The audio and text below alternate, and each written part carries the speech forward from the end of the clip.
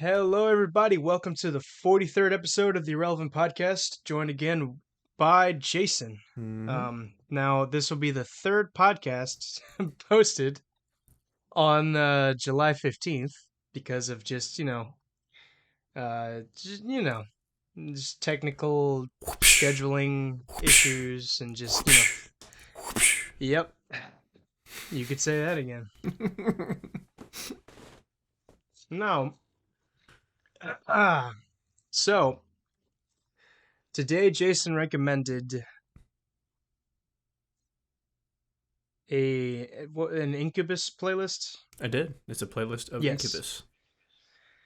Yes. I was about to say the name of the album, but I was like, oh wait, it's not an album. So, um, yeah. So if you could give me a little bit of introduction on this, on Incubus and whatnot. Yeah, they're a cool band. Basically, just implementing elements of funk, a little bit of groove, some hard rock, a lot of like alternative rock, some more smoother melodic stuff. But it took me a while to kind of get into this band because before I thought they're just like a normal radio band, but their guitar player is fucking phenomenal, and he always comes up with a bunch of really unique sounds that I like a lot.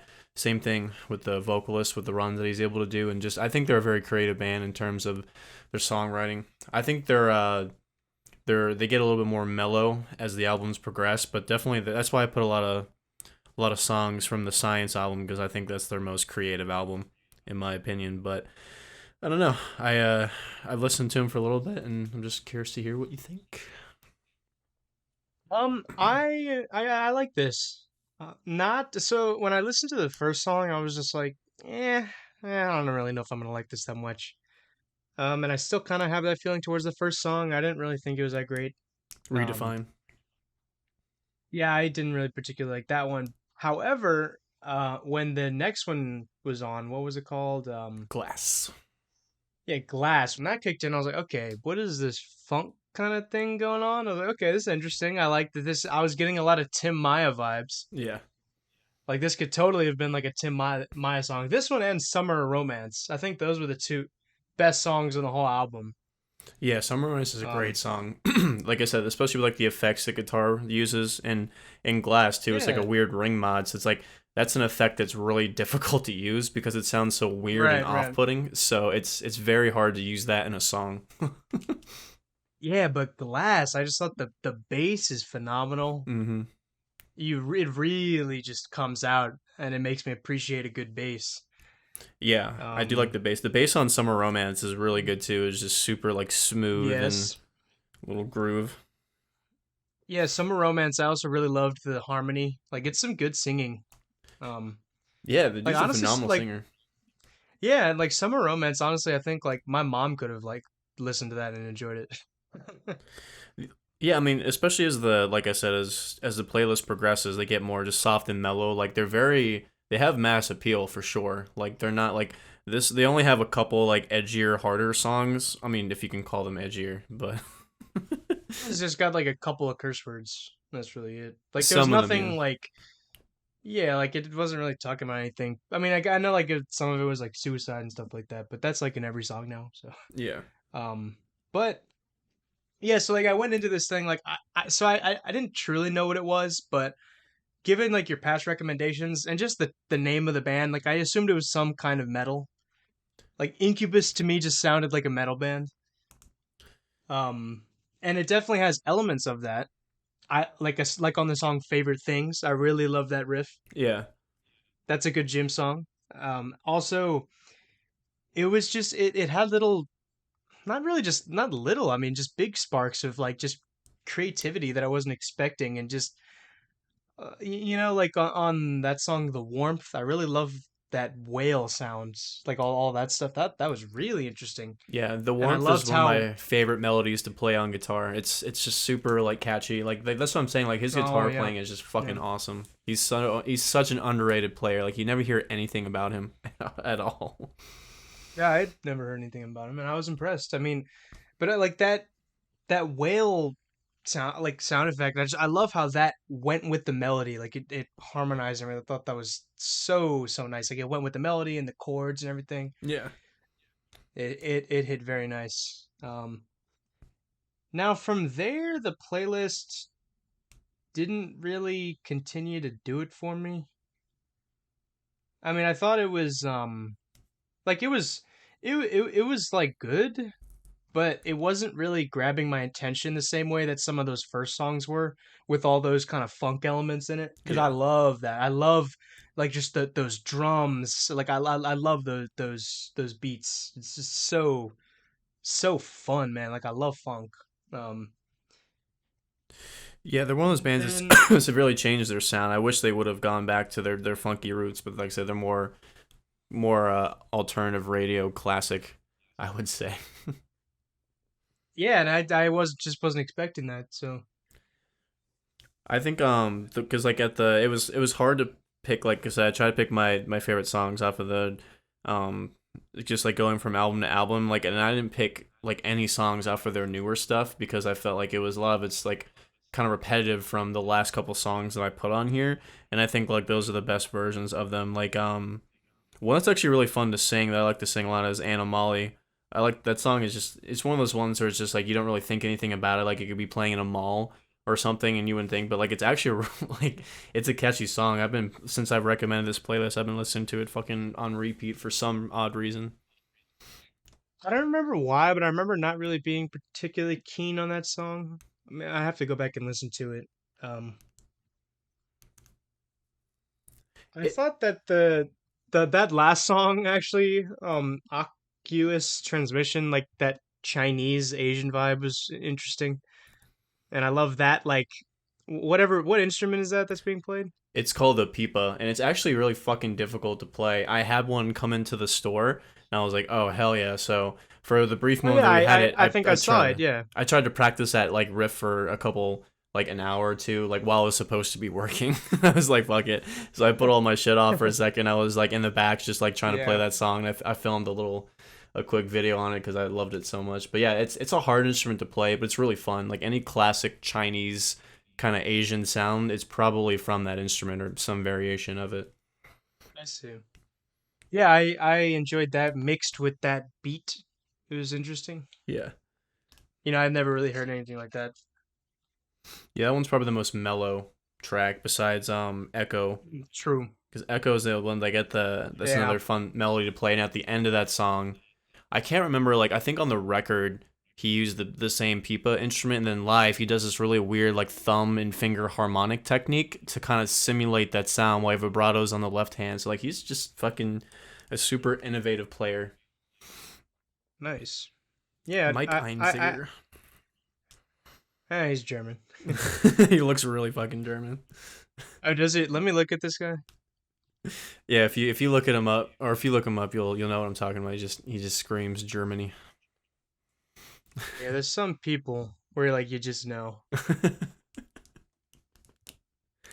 But I mean, Hold I on, let don't me really see. blame them for going to this dynamic or this genre they are now, because like they're in their fucking 50s. So it's like they're not like this album, like the Science album with all the funky songs on it. That was 97, like the fucking year I was born. So Right. they can't do that Mike. fast rap yell chorus style forever. Right. Like I kind of just was expecting him to be something like Slipknot for some reason, but it wasn't that. Well, they kind of like the thing that's similar about Slipknot to Incubus is that like obviously like not the screaming, because like he doesn't really. I don't even think I have any of the songs in this playlist where he screamed at all. I mean, he doesn't scream verses. He'll like belt out a Oh. note every now and again sometimes, but I don't think he Yeah, ever. that's not. Yeah, that's not the same thing. But like, what is the same thing is that like that fast rap style with the beat, and also like their catchy choruses. I feel like both him and the guy from Slipknot like write really catchy choruses. Hmm. Yeah, no, the Slipknot I think does it a little bit better, but yeah, I could see that. Yeah. Um, yeah, I'm looking at him right now. He does look pretty German. I wouldn't be surprised if he's Jewish too. Maybe his hair's pretty curly.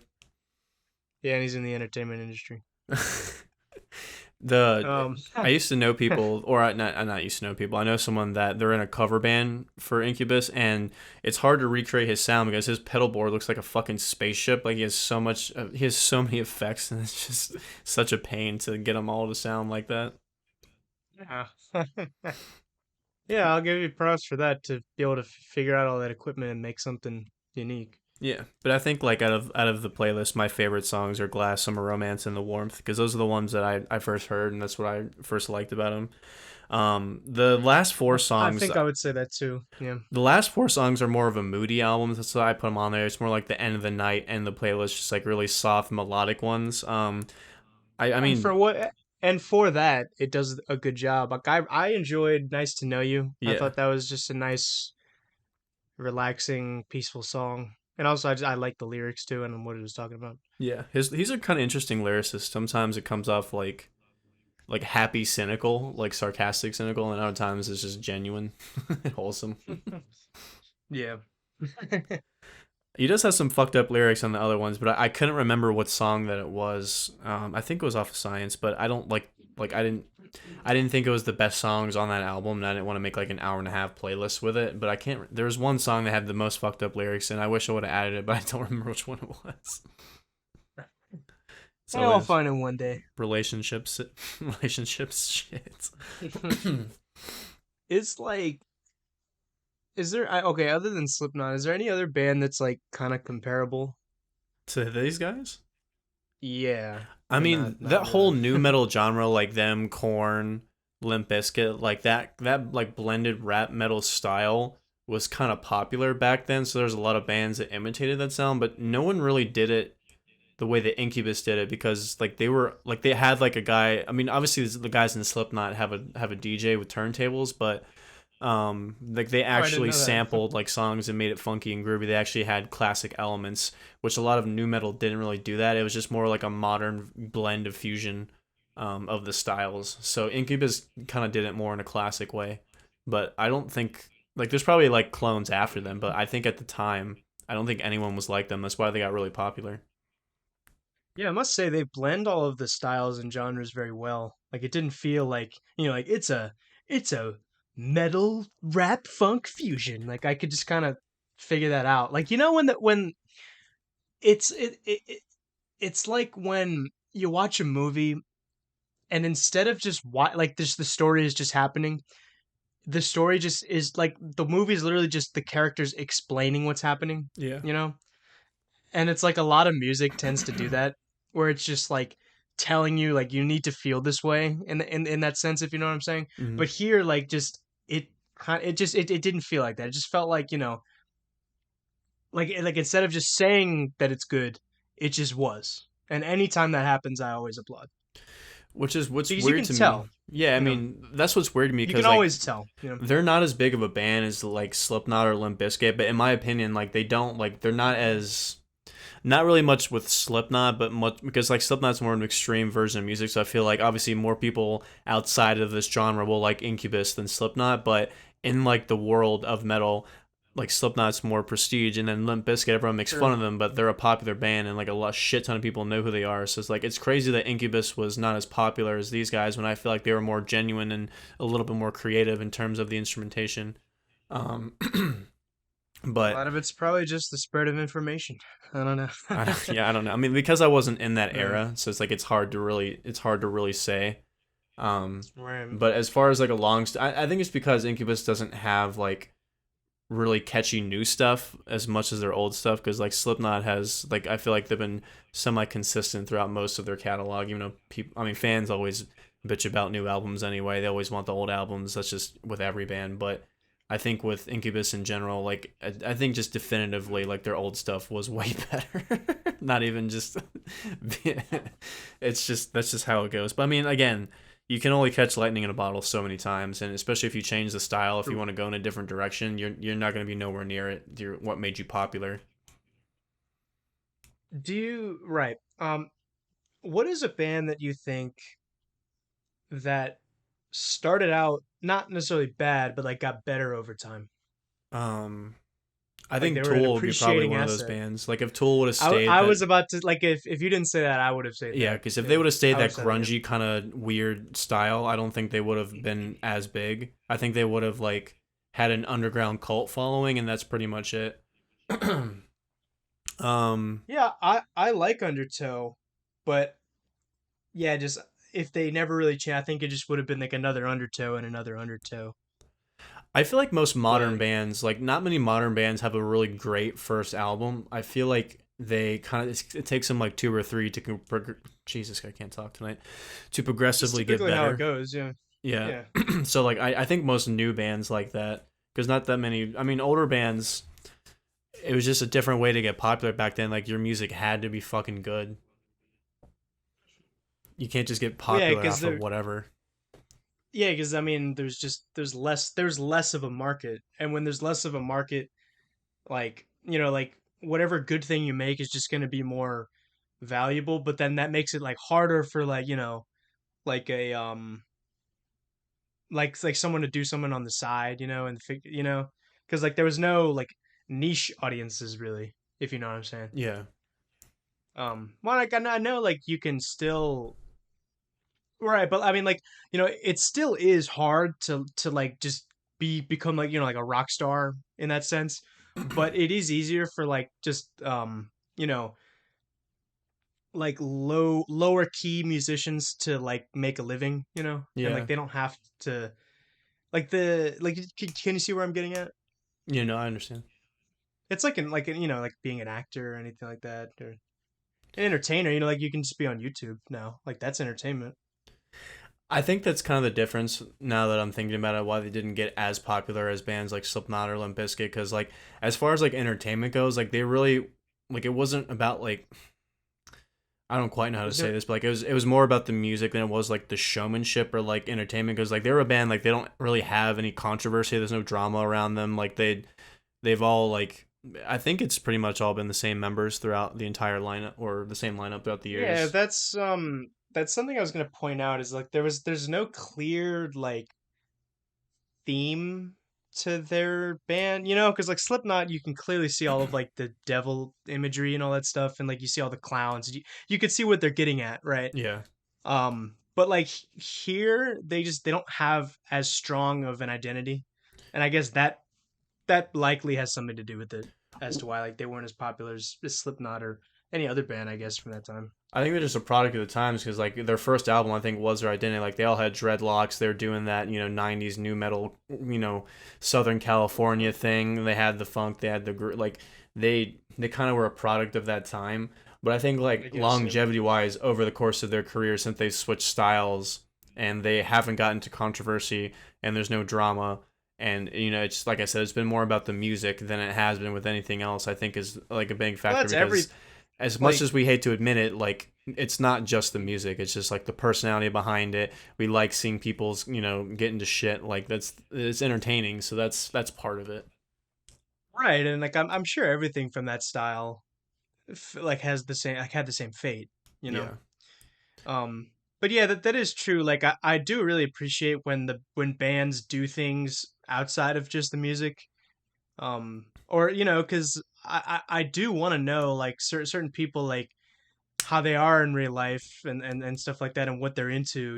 Like it's interesting to learn about Maynard's life and how he's like, yeah, I'm into jujitsu. I own a vineyard and everything, and all that stuff. It's always interesting. But I guess if I'm not saying those people don't do interesting things, but also like you can see how the way like Maynard's life was like that influenced all of the themes and like artistic qualities of Tool. Yeah. Um, Especially with his like and trolling nature like that. right, and even if like I don't necessarily understand the backstories as much for other bands, I can still see at It's least to there. some. Yeah, like I could definitely get that with Gojira when I first listened to them. I could definitely get it with Mastodon. I could definitely get it with what's his name? What was it? Deftones and and all those people. But here it just yeah, I'd say I didn't really see it. What's funny is out of those three bands, Mastodon's the only one that's had like actual like drama and controversy, which is kind of funny. Yeah, I know. It's mainly Yeah. because of their one guitar player that's a fucking alcoholic that just like runs his mouth. And that's pretty much it. The rest of the band just like, Yeah. oh, Jesus Christ. Oh, really? Yeah, but like Gojira, no one ever like the guys barely speak fucking English, So it's like they don't really get into controversy. Well, like the main guy speaks good English, Yeah, he's the but only him and then the drummer speaks semi good English, and the rest of them don't speak too much. But with Deftones, I think like the only thing that I know is like Chino's just kind of an alcoholic, and their guitar player is a flat earther. Other than that, like they don't really get into it with other things. oh, is he Christian? I don't know if he's Christian or not, but that's funny that you automatically made that parallel. Well, because a lot of people like just assume that, then like they have that like that accusational sentiment of like just like flat Earth equals Christian. I don't really Really? think it necessarily. Yeah, that's definitely a sentiment like that broadly speaking people have. I missed that That's one. That's why pretty funny. that's like why flat earthers are made fun of. It's like because they people have this misconception that it I mean, I know I'm sure for some people this is the case, but people have this misconception that it like is derived from like Christian culture and all that stuff. Who was the guy that discovered the Earth is round? That wasn't Newton, was it? Was that Newton?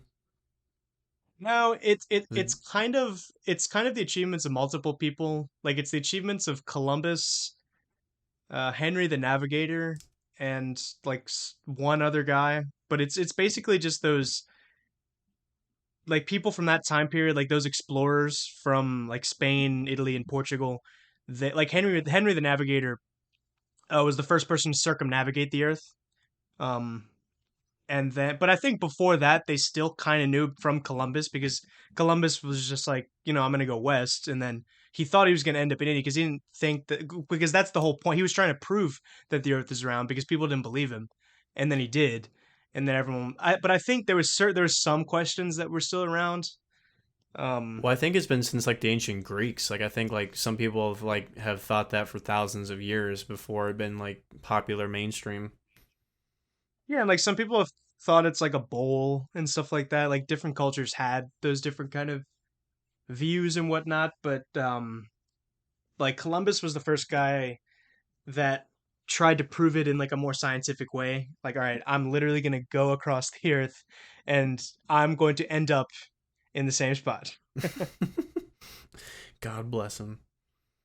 But it's just like I don't I want maybe I need to go read his journals because I'm not sure if he knew that or if he even thought that there was anything like in between. Like I really don't know if he did. I guess maybe he thought like there might be, but um yeah. Well, I just think it's funny that that's the parallel that people make. Because like the only thing I've heard people jeez man, this is fucking criticize Christians for is the 6,000-year-old Earth thing. So, but I didn't know it was a flat thing too. That's kind of funny. Apparently there's like some I think like there's some verse in the Bible or something that they point to. But like I think it really comes from like a lot of Christians. Um but then again, I don't think that like most flat earthers are Christian, but like the way that people that think they are and like what they get from it is like that a lot of Christians have like that like people just label them as like right wing conspiracy theorists, right? Yeah. So they think like, oh, any scientific discovery that was that big, they'll just be like, oh, that was fake. Like the moon landing, they're like, oh, that's fake. So people just think like, oh, like that picture of the moon of the Earth that was taken on the moon, that was all fake. I'm just like, okay, I don't know. Dude, I'm like, I'm pretty sure the Earth is round. I really don't care. I mean, I didn't think that there that many people believed in the flat earth thing, but I have two family members that are flat earthers, and I also have a shit ton of people that are on my Facebook feed. Like, those dumbasses that post some like edited picture, or like they get tricked by some right? That AI fake that's like celebrity that's thing. what You're I'm like, y'all not talking ready for about. this Yeah, conversation. Like, bro, you're not ready to fucking use the internet. Like, shit. right. But I just like I don't understand like so like let's say the Earth is flat. Like so what? Like what do we gain from that knowledge? I really don't understand why it's that big of like a deal that you know? I don't Like think really it's. think about it. Like with the whole JFK thing or all that stuff like you can like that is like more like there is a lot of knowledge to be gained there if the CIA was involved, which they were. But with this whole thing, it's like, okay, like the science was wrong. Great. Speaking of, I just think it's funny they still haven't declassified the JFK files, even though they said they were going to. So they must have not dotted all their I's and crossed their T's on that one. Who said that? I can't remember if it was Trump or Biden, one of the two. Trump said if he gets elected again, he's gonna release him, and I know he said he's not, but like that would just be amazing if he did. He's That always would be just claiming epic. shit like, if there's aliens, I'll let you know if there's aliens. Like, no Oh, one there told me definitely anything. is. There definitely What the is. fuck up? But I don't think people really give a shit about the flat Earth thing. I think just the idea that the government's hiding everything from us and that they have the knowledge to Yeah. free Okay. the people is more enticing. Like, I don't think they give a fuck I because right. it I means it guess I means can see nothing. that angle, but yeah. Um. I mean, obviously, like if it's true that the Earth is flat, then that really just restructures our entire understanding of the universe. Because that whole entire it doesn't just stop with the Earth being flat. It just everything is a lie beyond our firmament, so to speak. Um, Yeah. but so I mean, it I would be guess a I could see massive that. deal.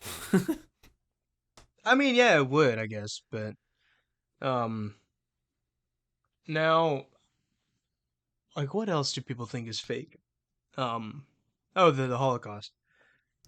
Yeah, Holocaust denying is a That. big one. I also didn't like. I remember there was this YouTuber. She was some dumb I can't to this day I can't remember if she was a troll or if she was genuine, but she was like a neo-Nazi, but she was very soft spoken and like just like sweet sounding, so it was kind of funny. She'd always like like preach anti-Semitic shit, and she always would have these videos trying to prove that the Holocaust didn't happen, or at least not to the scale that the Rothschild global elite would like you to think. Um, but fucking, Wow. I don't know. I don't know too many people that deny the Holocaust these days. Yeah, no, but I know a lot of people that deny 9/11, and Well, I'm kind of convinced now. Like, yeah. I mean, that's like that's kind of apparent. That's not you. I don't even really think that's a conspiracy. Like that whole administration was just a fucking shit show, dude. Not nine no, eleven, but like George. but wait, but no, but like I think the fact, like, if you ask that same question to people like 5 years ago, I think that it would have been the percentages would have been much different. Oh yeah, yeah. Yeah, That's what I'm saying, is that like I'm like, wow, like how did I not, you know? dude. I saw a video recently of George Bush. He was talking about something about the war in Ukraine. He fucked up and said the unjust, brutal invasion of Iraq, and he was like, "Oh, I meant Ukraine," but then he was like, "Iraq too." So it's like, what the fuck? After like 20 fucking years, he finally admits that it was a bullshit cause to go in there. Dude, I hate George Bush. Oh man, he was like one of the worst. I think he was one of the worst presidents we've ever had. How could someone like Saddam Hussein experience the joy of Hanukkah? Or Osama bin Laden, any figurehead, name one. They can't Yeah, experience the joy of Hanukkah. that whole thing is just like, I swear it's fake. This whole like thing in the Middle East and this whole 9/11, it's all fake. Like this is like when I argue with Muslims about like Christianity versus Islam, like they always just bring up like, all the stuff that like the West has done to the, and I'm like, guys, like that's like all fake. Like I don't buy in any of this terrorism stuff. Like it's no. Like what I'm arguing about is just the actual theology, not, oh well, like your people did this to my people. And like that's literally like playground talk essentially. Yeah, I think besides ISIS, most people can realize the war on terror was fucking bullshit. Oh well, yeah, like I know that like these terrorists exist, but like this whole like a lot of people when they criticize Islam, they just go, "Oh, terrorist," and I'm like, there's a lot more to it than that, you know? And especially because the majority of it was our fucking fault. Like, we started this bullshit. And also the Well, right. Russians. Like, Well, right, exactly. And that's why like anytime I debate a Muslim, I'm like, guys, like forget about the war on terror, forget about the Inquisition, forget about the Crusades. Like let's just talk about theology, because that's what really matters. Like, people have done bad things to other people since the beginning of time. Like, that's never going to go away. So, Unfortunately. Yeah, how often do you get into these like theological debates with people? Because every time I talk to you, it seems like you, it's like your prime hobby. well, I mean, anytime I'm really with like an observant Muslim, I mean, it's not like what I'd say like debate. I mean, it's mostly like just because like when I just come across someone who's as religiously observant as I am, like I'm just curious to know like their practices and stuff like that and how they do certain things and how they worship, like, because like there's this certain respect we have for one another. Like a lot of my Muslim friends have told me that I'm the most Muslim Christian they've ever met, and that I would make a good Muslim. Your um devotion and discipline. right, but I tell them like well, I'm like, well, that's just because like I'm actually Christian, like because a lot of you guys have just been totally like you've just have this warped view, and not just like Muslims, but a lot of people just have this total warped view of Christianity just from the boomers. Like they ruined the image of like Western culture. Like that's why I can't stand the boomers. They ruined it. They ruined us. They failed us. Yeah, I mean, growing Um, up in this area and just like that's just the majority of people, just like this American, I think American Christian is definitely a lot different than the rest of the world. Like it's a yeah, fucking right, whole and different like just branch. right, and because of like the boomer generation, like most Muslims just like when they think of Christians, they just think of like Bible Belt, Texas American, Yeah. like beer drinking, like baseball cap wearing American. But it's like when you actually look outside, like that there's a lot more to Christianity than just like Texas, Yeah, it's like they watch you one know, George Carlin video and then they get the whole picture.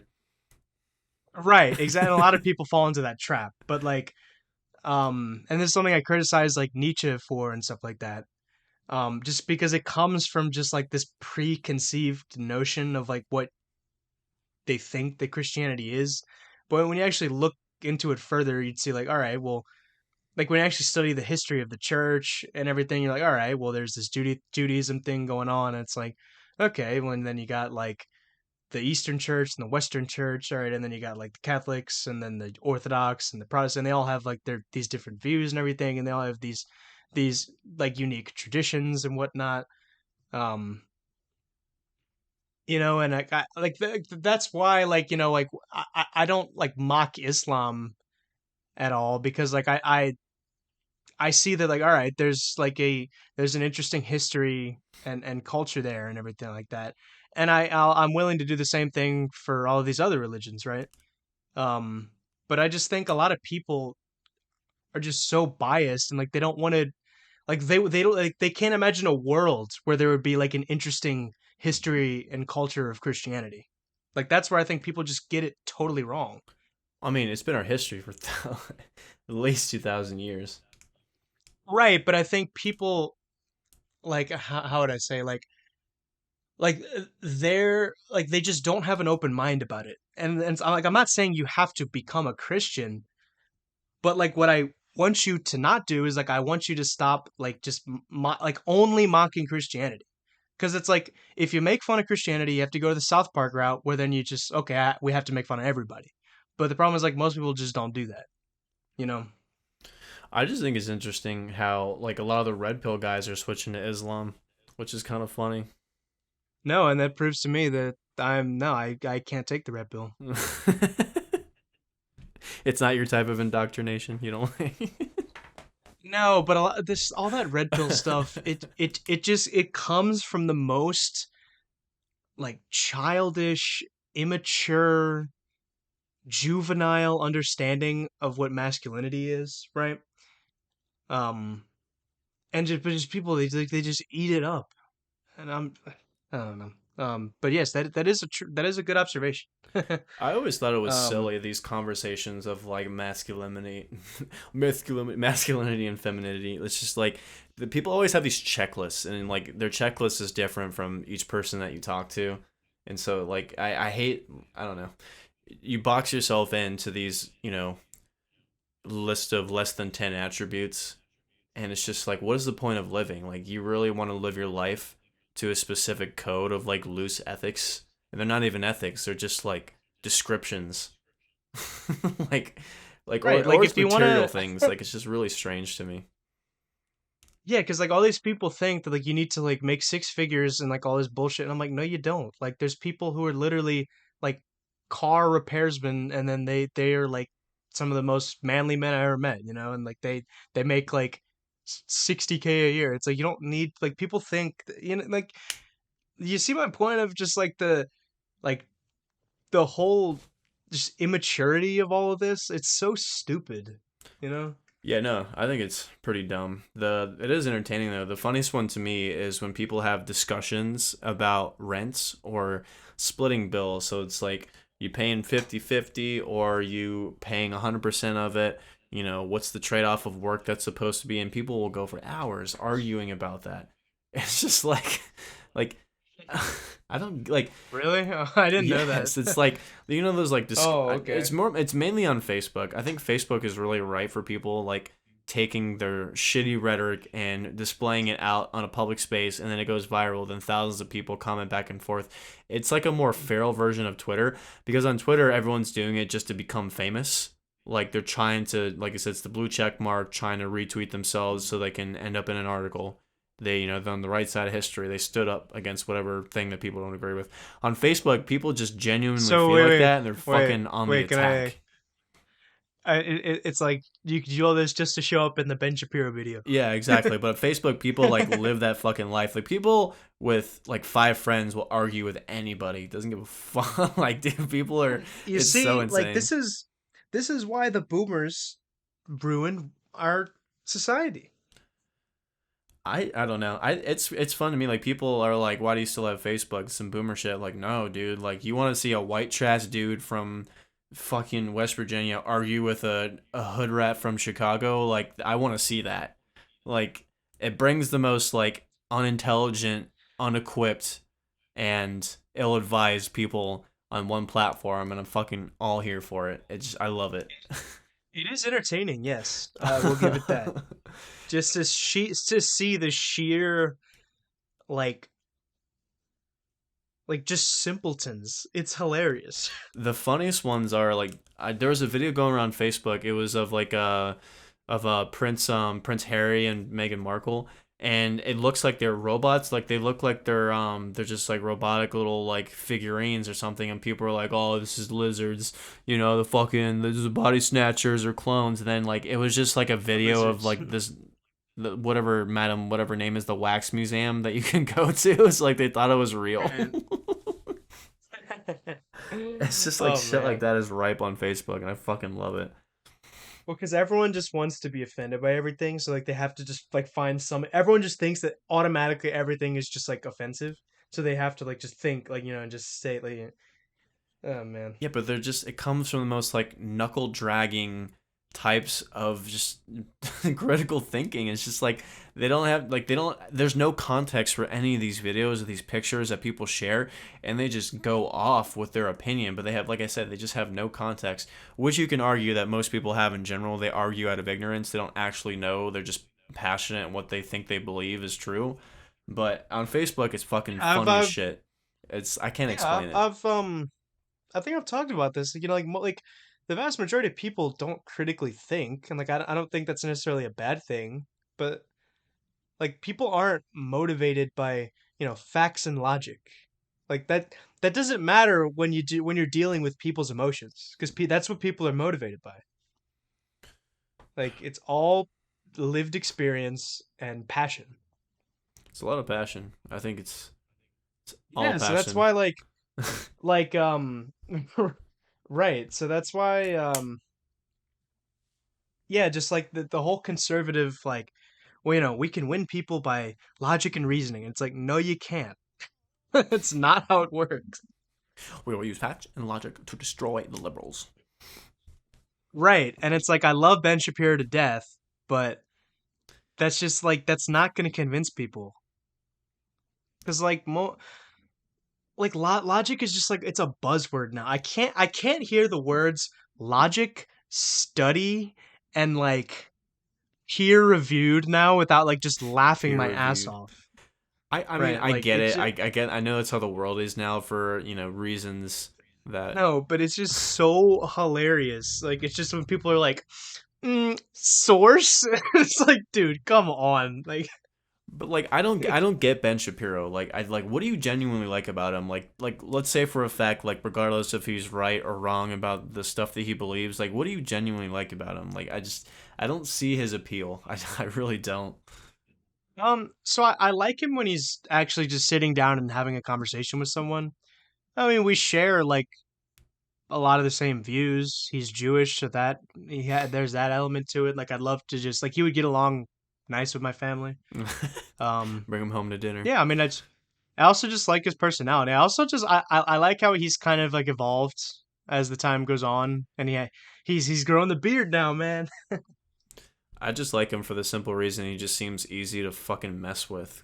Like it doesn't take long to get him to go on a rant about things that he does not need to rant about. Like the wet ass pussy one for first off.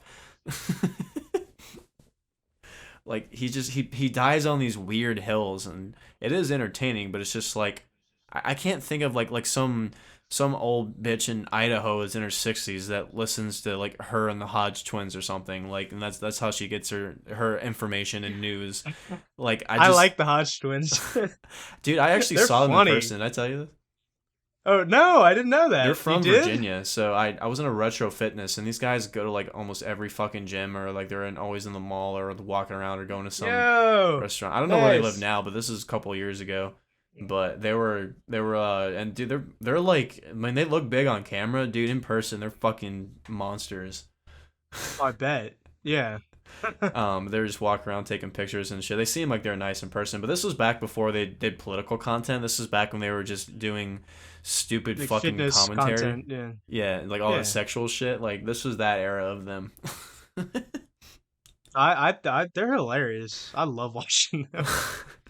I haven't watched them in Like forever, just but they're the type of people where like if they were in a movie and they were funny, like it would have had nothing to do with like the script or the directing or anything like that. Like it's all just the person because that's a lot of what comedy is. yeah. Like you just have to be naturally funny. Like you can't really take you can't take a course in comedy, right? Like that's just not really how it. Yeah, you I just mean, have to like have because it.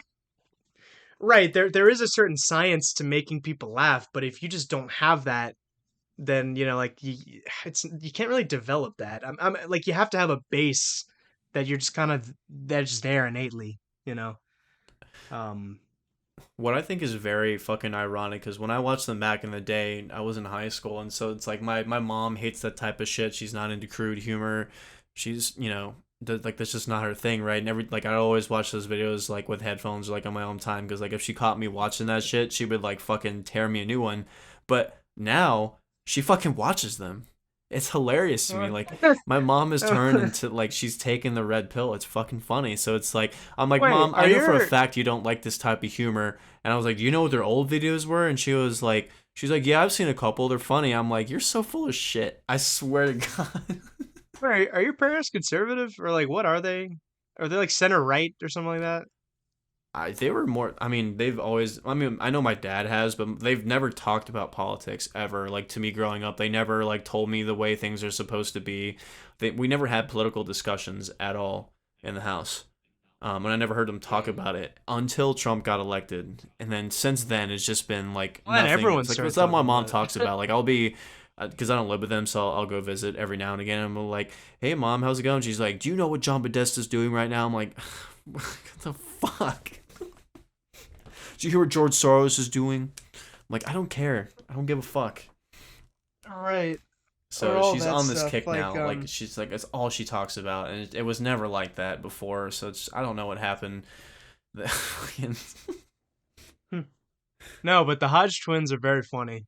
I do enjoy their stuff. Like I said, I don't know what they do now. I guess they still do like political reactions slash commentary, but I like their old videos. Their general roasting fucking videos, or they're weird. They have weird sexual humor. Yeah, they do. But I mean, it's still all that. It's just they've just been more open about like their views about like racism and all that stuff. Um like I've seen them in interviews. They just talk how they're like, yeah, like we just think like a lot of black people have like this victim mentality and this resentment, and you just kind of got to let that go and just live your life, you know. And like if you make good decisions, you'll definitely make it, and stuff like that. Well, Other hopefully than they that, live like like that in it, real life. yeah. And like other than that, like a lot of it's still just the same roasting stuff, but like they roast a lot of liberals and stuff like that, and it's really funny. There's this one where like it was this it was this fight in like a Chicago convenience store. I was just dying laughing like with their commentary and the editing. Like they're talented. Uh I I think my I'll actually I'll send it to you. Like it's really funny, and like this stuff they said, like this it's like I can't do it justice. Like it just I'll just send it to you. It's pretty funny. I think my favorite one that I remember when I used to watch them was they were doing a reaction to a video where a guy got mauled by a bear and survived, and they were just fucking tearing into this dude. Oh man, Yeah, no, I think I know that one. it's a pretty popular one, but I think that stint is like the last of what I remember from them. They were just reacting to really stupid shit. But yeah, it's just like it's funny all these boomers like them now. Like I said, like it's like no one can convince me that they like Kid Rock's music if they didn't know his politics. No fucking way would anyone in their 60s like Kid Rock unless they already have the Marlboro and the fucking tank top out. Like you know what I mean? Like Right. it's so fucking stupid to me. Like everyone will just drop their views because they agree with somebody. It's just fucking dumb. What's like some other stuff like that? Like what's another example? Um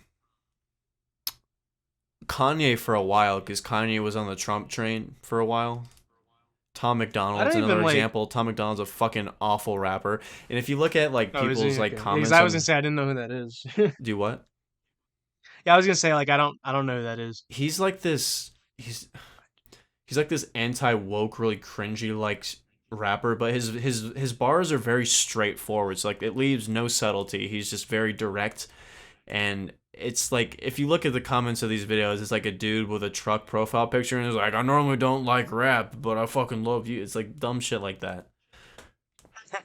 Um, No, but oh like god, what I can't stand is like when one like left wing person says like one thing that is like not insane, everyone just goes like, "Oh, they're on our side." And it's like, guys, like just take a breath. Like I remember there's this one like West Virginia senator or something that said like, "Hey, like defunding the police is kind of like ridiculous, and we can't do that." And then all like the conservatives, are, "Oh, this guy," and it's like, no, guys, like he's still a liberal Democrat. Like keep that in mind. Like this guy's not on your side.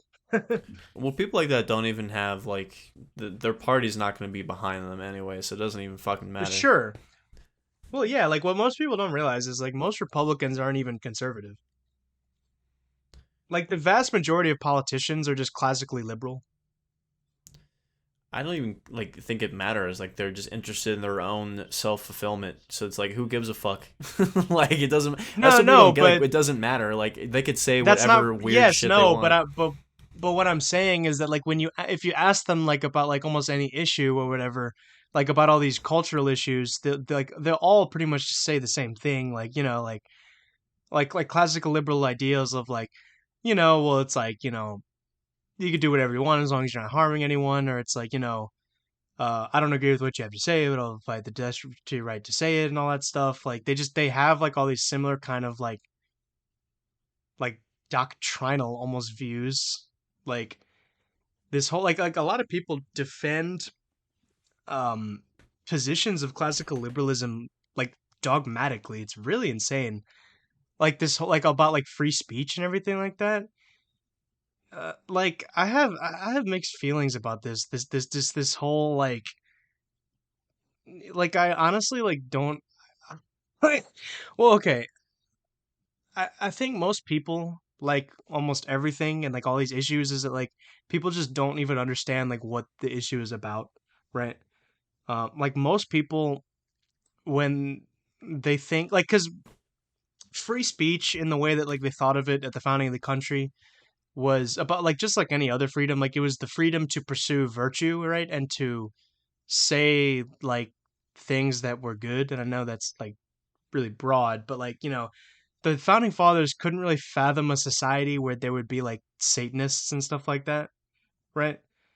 And so like when it comes from either side, where they're like when people get mad at like a certain thing that someone says, and then it's like, oh well, aren't you for free speech? And I'm just like, yeah, I don't know, like like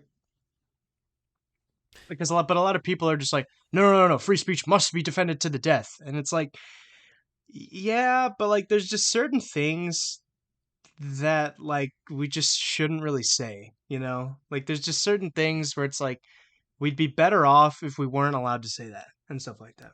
Well, I think the entire point of it is like, I mean, obviously there's things you can't say, like you can't, threaten bodily harm or threaten an Well, act that's of like that. terror. Like there's things you can't say, and like you can Yeah, like, but that's the only thing. But people do that. yeah, and they get in trouble. Like you can't go to a fucking airport and be like, freedom of speech, I have a bomb. Like just shit you just can't do.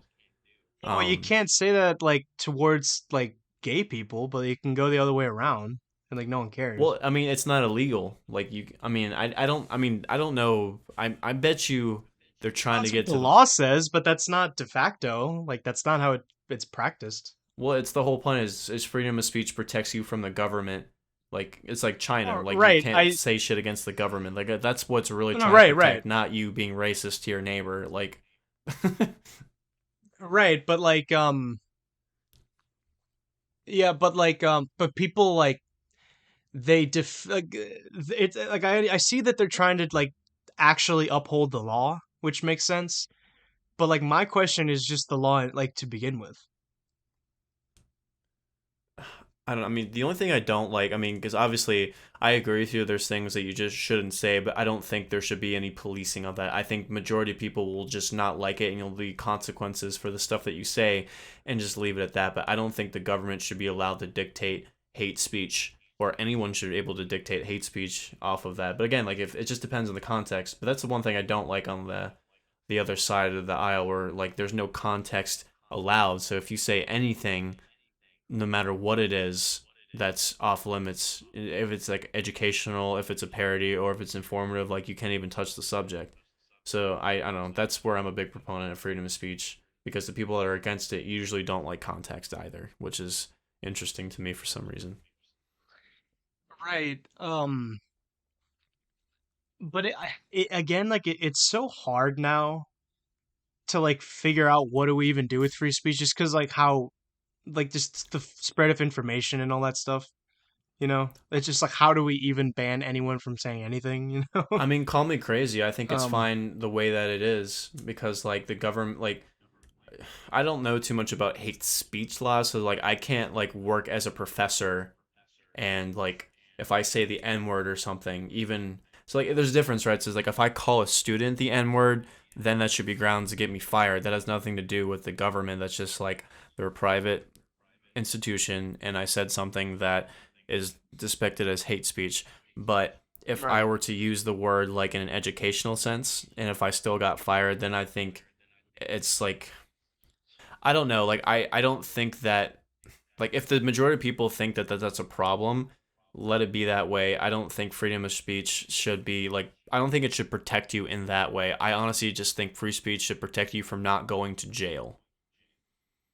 Right. So like if I I were to mean, say the N word and get arrested and go to jail, I think that's a problem. But if I say that in public, knowing people's feelings about it, I have to accept the consequences of where I say that and who I say it to. You know what I'm saying? Like I don't like I'm sure, yeah, because in a lot of these contexts, like it's not even necessarily the government enforcing it. It's the mob and all that stuff. yeah. But like a lot of people, like the argument is like, no, no, no, it's the government's job to stop that mob. No, it's not. Because a That's what I'm saying. person. The government should not be Right. Yeah. allowed No. to I. I, protect I see what you're or saying, incriminate but you.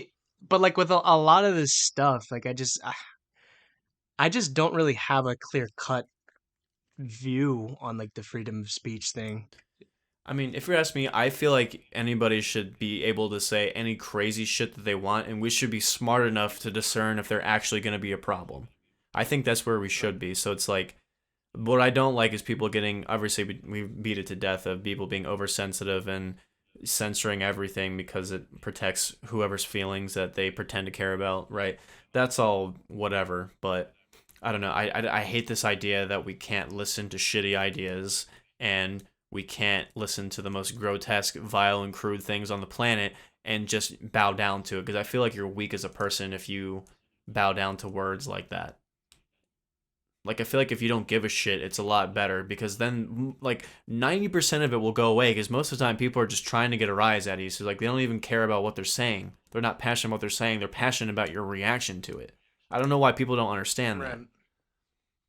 But that's just the thing with like just allowing freedom of speech in general is like you have to to a certain extent tolerate all of this chaos, you know? Because it's like that's just the inevitable result of it, Well, you it's know? life. There's so many people on this planet. You can't dictate that many people even if you wanted to. Right, but that's a whole other problem. But it's just like it's just the concept just like on principle.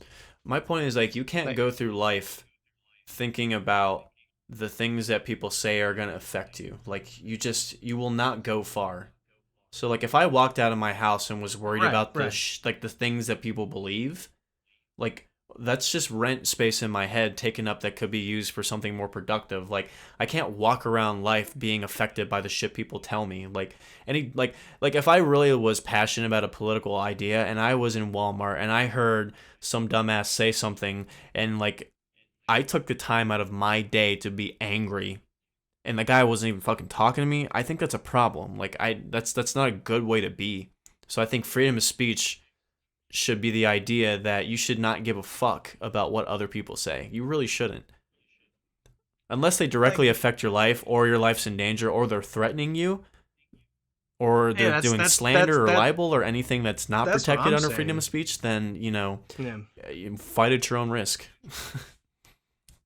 Right, I mean that's what I'm saying, but like I mean obviously like but people like you and I that have agency can like we don't really look at all these shit like you know like we don't like derive our meaning from tweets, right? Whereas like a lot of people do, and like that's a problem, and people can be easily manipulated, you know. But that's not a problem with freedom Um, of speech. That's just like but it can be, it can get to that because I mean that you know like Twitter and all this internet, like that's definitely like a product of freedom of speech.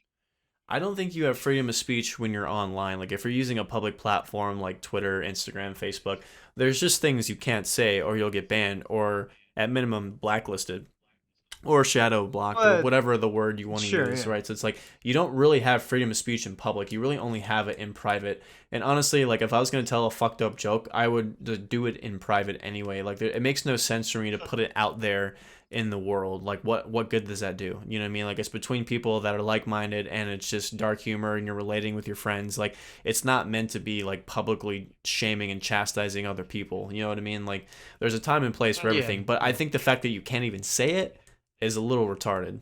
And the word retarded in general is a hot topic, which is funny to me No, because yeah. like it means nothing. It really, like, people put too much meaning on fucking everything. Um, what was I gonna say? Like the shit. What was I gonna say? Like, what was the last thing you said about the? Said a lot of things. Well, my give my me the overall gist point of is it. that like I don't like the idea that people Oh, yeah, I know what I was gonna say. Yeah, I got banned from Facebook, for like what? permanently. I don't even know. Like, I've never posted anything on my Facebook account, literally ever. I tried to go back onto it after like 4 or 5 years, probably, just so I could go on like Facebook Marketplace and try to sell stuff. But I was like banned for life, probably because they started listening to this podcast and I said women shouldn't have the right to vote. Maybe that. Well, that's what. So like that's freedom of speech. Like, do you think you should have a consequence for saying that if you want to pick and choose? Well, that's like the thing. I mean, no, because I think that that's like a good thing, but But that's my whole point. Like, so, like, when you get into this topic of freedom of speech, like, you and the person that doesn't agree with you are going to fight to see who has the most control over it. And I don't think either is good. I don't think you should dictate what other people can say, and I don't think other people should dictate what you say. like I said, unless it's a life threatening situation or causes a shit ton of damage or whatever the case may be. But like that's what I'm saying. So like you picking and choosing what people shouldn't say is that's why we're in kind of the mess that we're in, is people just want to control speech from their own lens, and I think it should be objective and I think it should be fair. Well, like here's another way that I look at this with like me getting banned from Facebook is like number one, like I never used Facebook anyways. Number two, like I can just go sell my stuff on like another platform. So like I can just like honestly like I moved on. Like it's not that big of a deal. Like I don't have to go on this like oh, I got banned from Facebook. It's like yeah Yeah, whatever. but it doesn't really matter because like I feel like your most of your opinions are not of the narrative that most people our age No, view. So it's like it's not even a thing right. with Facebook. It's just like any social media has the aptitude and the ability to do that at the blink of an eye. Even YouTube, Yeah, but like I can people have just been fighting yeah, but against I can censorship just with not YouTube use for it. years. That is true. I'll give you that. The YouTube is like the one situation where I would care. But at the end of the day, like I'm still proud of like this podcast we made. Like if it all just ended tomorrow, I would be like, yeah, You I realize can it's just move never on to something else. monetizable on YouTube. Like it has to be all done from outside sponsors, assuming they don't have a problem with that either. You realize that, right? Well, yeah, I do understand that too. But like then again, like I make all my money from other things anyways. So Well, no, my point is that you is not that you need the money. My point is that like because of what you say, that directly affects how things will happen to you. oh well, yeah, no, I agree with that. It's a consequence of being able to say what you want. And Elon Musk had a similar thing. He was because were we talking about this last time? Where he was talking I like think we were. yeah, so it's like Yeah. the sentiment like if I can say whatever I want and the me losing money is a consequence, then so be it. You know what I mean? It's like as long as you understand what you're getting yourself into, you can't really complain about it. But in a perfect world, do I wish people would just chill the fuck out? Yes.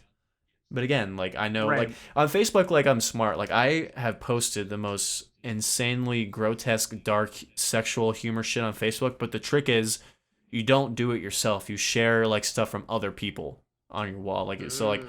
I don't like type political rants or type offensive shit. I always like find it and then share it to my thing. So like they get in trouble, I don't get in trouble for sharing it. So that's kind of the trick on Facebook. As long as you don't like personally post it, like the picture of the writing, it doesn't matter Right. because if Facebook takes it down, it'll just be blank or say that this content's no longer available, but they don't give you any sort of repercussions. So Right. just because you shared it, Um. which is funny to me. It's like you're not Right. directly responsible, but you kind of are. But whatever, we're not there yet. Well, maybe in 5 years. like, Right. like, I mean, well, so really, just like the ultimate thing is just like okay. So I would much rather live in the times when there was none of this communication bullshit, and anything that was divergent, the church could just suppress it, and no one really figured out about it, right? And then everyone was just chilling. But mm, obviously, I have to accept that that's not the reality anymore. Like that is just impossible to go back to that, you know. Um, so now I do agree with you with what you're saying and all that stuff. But just I think a lot of people just don't see that like there's just a bunch of things outside of it, you know. what do you mean? Like when it comes to like really any issue because just people have to understand like just the principles of classical liberalism and like where they come from and everything and like the whole like like the whole founding of America, like a lot of people just don't understand and stuff like that just because people aren't taught correct history. Actually, you know that? Like, add that to the list of people, the stuff that people think is fake. A lot of people think that the Middle Ages are fake. What? Like, Yeah, what do there's you this. like? What about them? Just that they didn't like. How do you? I'm confused. Oh, sorry, I didn't specify. Like, there's this one guy who made this theory that like I forgot what time range it is, but like a good 100 years he thinks was like made up on the calendar and it never actually happened. And that's why he What? says like, oh, the reason that there was like that like the Middle Ages is so like homogenous is just because like it was all like the span of like it was like a short time span. Like he doesn't think that it was like this long. I don't know how to respond to that. Like, what? I mean, what? How do Yeah, you? so he think. he thinks it's all a conspiracy from like What is the the conspiracy though? Like, what is he claiming didn't happen? Like historical events in the Middle Ages, or like, like yes, what? like he thinks that like, and okay, I don't agree with this by the way, I must state, I'd but what hope he's not. You're saying fucking retarded. is that like from the fall of Rome to well, like right after the fall of Rome to the Renaissance, like it was a much smaller period of time. And the idea that it was longer than that was like a conspiracy of the calendar makers. So it was like the Pope and the Church and like all these like certain kings in the European kingdoms all conspired to make. And I'm like, okay, no. What? I don't like even okay. So let's say that the dates are wrong. Like so, like historical events that happened, they didn't happen as long. Like Right. I don't get what he's trying to argue. No, but like, well, that's just kind of like a little thing to make it sound like it's more realistic. Like it was only this amount of time. So he says a lot of these big things that we think of and like historical like events, like none of that ever really happened. Okay. Like Charlemagne and all that stuff, like that never happened. I mean, I'm of the camp where it's like we don't have like 100% context, and some letters might have been fake. Like we might have some dates wrong on things, but like I don't get how you can fake an entire section of world history for 100 years. Like that's impressive if someone was able to do that, Oh well, no, it's more than 100 years. or a couple hundred, It's whatever the like fuck. it's like 800 to like 1400. It's That's quite a bit of time. how do people even get That's on that? Because like I'm really trying to like get into the brains of conspiracy theory. Because like that's why I like them. I'm trying to it's see like what okay. is the reason why people think this, or like what's the It's evidence just for it. be like it's just because like they hate Western culture and they want to figure out any sort of sliver of anything to undermine it. Like that was the whole Da Vinci Code and all that stuff. I don't know if they want to undermine Western culture. I think Well, sure they do. they just like well maybe it's a byproduct, but they just generally have this disconnect where they think that they know some like they think they're special and they know something that's esoteric only to them. Well, So yeah, that's I also part of it. what I'm really trying to get a That's grasp on this here. So a couple hundred years has not actually been a couple hundred years in terms of historical events. It's been less time, and a lot of them didn't happen. yeah. That's the So scope like a of it. lot of big right. So like a lot of big famous events and all that stuff. Like that Why was all like specifically the Middle Ages? Like, what's so like? it. Okay, like I need to go back and like Sorry, this is just read it again. But fascinatingly my stupid to me. but like right, but like my understanding is that like so the reason that like the Middle Ages itself is so long and stretched out and It's so not though. homogenous. It I mean it is compared to other periods. But like what are Um you talking about? Like, are you talking about England? Are you talking about Spain? Like, what fucking? That's what I'm saying. well It's retarded no because like, what are they talking that's about? a good point. No, that's a good point, but he's just like and I agree with you. But he's just saying like because like it's so homogenous and all this stuff and there was no growth so to speak like it's because it was all fake and they didn't know how to fill in the gaps well so That's but I'm arguments for like the okay it's Dark Ages just because there's not that much documentation about, especially I think it's in England or sometimes in just Western Europe in general. But I like I mean there is I know and I there think is, but most not of as like much as the Middle Ages. That's what's funny to me. Like the Dark Ages, I could see, but the Middle Ages, no but especially the with the dark Renaissance, ages like no but the dark ages means the middle ages but like the what most people don't understand is like the dark ages is like a theatrical term like that's not an actual like historians don't use that that's like a cultural kind of idea. so they lumped that with Like the Middle Ages now. right, because like people when they think of like Western history, all they think of it is it's literally just Rome, Middle Ages, Enlightenment, and like that's it. So what are It's like they? a trilogy. It's just a matter of categorization then. So like, what do they consider the Middle Ages? Like the 700s to the 14? What's the Middle Ages period It's now? no the Middle Ages is just the fall of Rome to the Renaissance. What I'm go by years. It's been a while since I've learned this shit. And they keep changing everything. Let's see. What are the Middle Ages? Just so I can get a clear geological, we're not geological, so I can get a clear timeline of what we're talking about here. So the late 5th Yeah, century to the late 15th century. So that makes sense. Yeah. so I so even then it makes no fucking sense. So it's like so like okay, the point is that like the Middle Ages are long and homogeneous. That's the evidence for that they're faked. Okay, and I'm sure there's more to it, but I'm sure there's more I don't to it. really I'm just know trying to much get a more general outside of that. synopsis of like what the fuck is happening right now because this is Well, that's just like him, like that. That's just like a like that's just evidence and stuff like that. And he's like coincidence? I think not. But then it's like a lot of it is just the whole conspiracy thing. okay. So now they say early Middle Ages, high Middle Ages, and late Middle Ages. Okay, That's kind of true. I guess I could see that. 500 to Um, 1050 is middle or early Middle Ages. High Middle Ages is 1050 to 1300, and late Middle Ages is the early Renaissance from 1300 to 1500. So like it's just right. a fucking word game. They just to call it a different shit. But like so from 500 to 1500, so 1,000 years. That's a long time. Just like what? So 1,000 years has not actually been 1,000 years in terms That's the of. whole point. Yeah, that's the whole theory.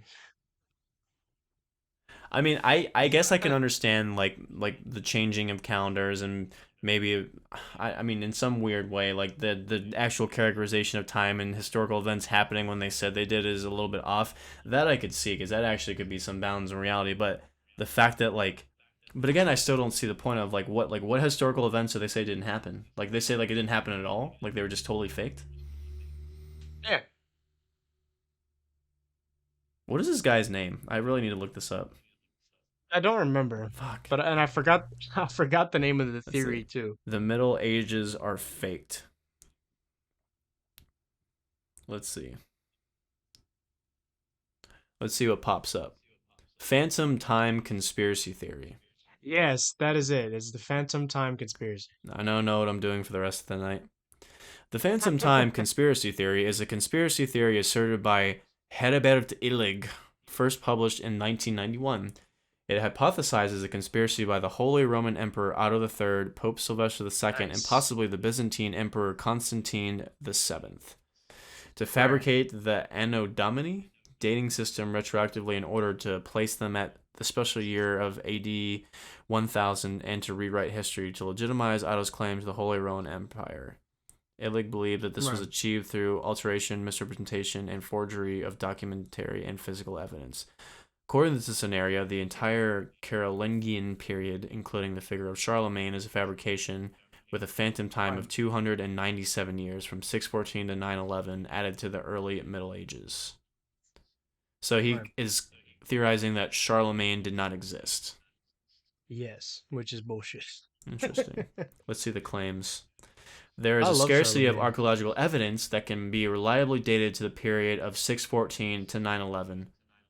Uh, I mean, I've seen a lot of artifacts from this time frame, unless they're lying about the carbon dating. So that is strike number one.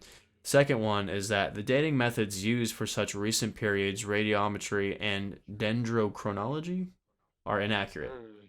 Well, I don't know anything Right. about radiometry and dendrochronology, so they might be inaccurate, but there's no evidence to suggest otherwise that this dude's claiming. Well, I guess it's just a general synopsis. I'm sure there is, but it's not mentioned here.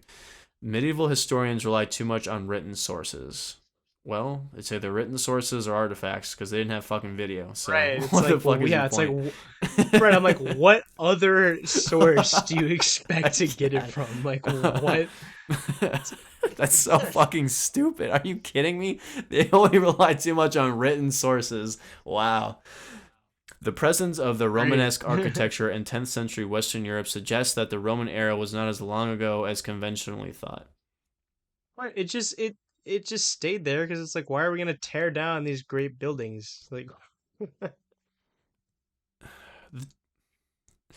At the time of the introduction of the Gregorian calendar in 1582, there should have been a discrepancy of 13 days between the Julian calendar and the real or tropical calendar, when the astronomers and mathematicians working for Pope Gregory the whatever 13th had found that the sorry, it took me a second.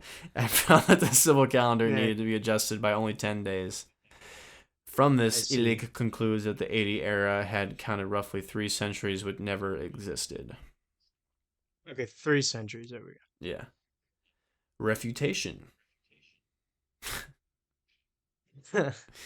I'm not reading all this, but I mean, I okay. So his big thing is that Charlemagne didn't happen. There's 300 years of history that didn't happen because lack of archaeological evidence and relying on too much of written sources. So I think out of all conspiracy theories, this one is probably the most retarded. It because like flat Earth, I could see like that's a pretty simple concept that you can get a lot of people behind, but like this one is just hard to prove. Like how are you gonna prove that 300 years is just missing? Like even if that's true, Yeah, like that's so yeah, convoluted, really. especially like the arguing about calendar days. Like you'd have to fucking go back to the beginning of time since we've started. Like Right. I don't know. Like that's a big hill to die on. That's a uphill boulder climb. But interesting. Right. Heribert Illig. Dude, so you know how so like it says that Charlemagne is fake. I know like a lot of people think that Muhammad was fake. So but then I got curious because I was like, oh wait, I know like you can't depict Muhammad, so I just looked up Muhammad and then went to images and then I see a picture of the queen and it just says the queen may be a child of the Prophet Muhammad. Like what? Hell yeah. Yeah, and then it says from The Economist, Muslims consider Queen Elizabeth's ties to the Prophet Muhammad. Dude. I can't imagine like how much infidelic death would occur if people try to prove that Muhammad was fake. Oh no, people like I mean they kind of essentially in a way they have um no, that happens. That definitely does. Um no, like there's not even any historical evidence at all that he existed. Like in the slightest, actually. Well, it's like unless you don't have a fucking body, how are you supposed to prove it? Like you can't really. No, no, because of like because of like outside sources and stuff like that of people talking about him, where it's like you don't have anything like that, like up until like maybe like over 100 years after he was dead, like 150 years after he was dead. There's finally some mention of him outside of the Quran and I believe the Hadith or whatever, but like there's no like with Jesus, like there's multiple like Roman and Jewish historians at the time of Jesus that like wrote about him in their journals and like in their texts and all that stuff. Yeah. So like they know that he was a real person, right? And a lot of them talked about how they saw him like being crucified and all this stuff.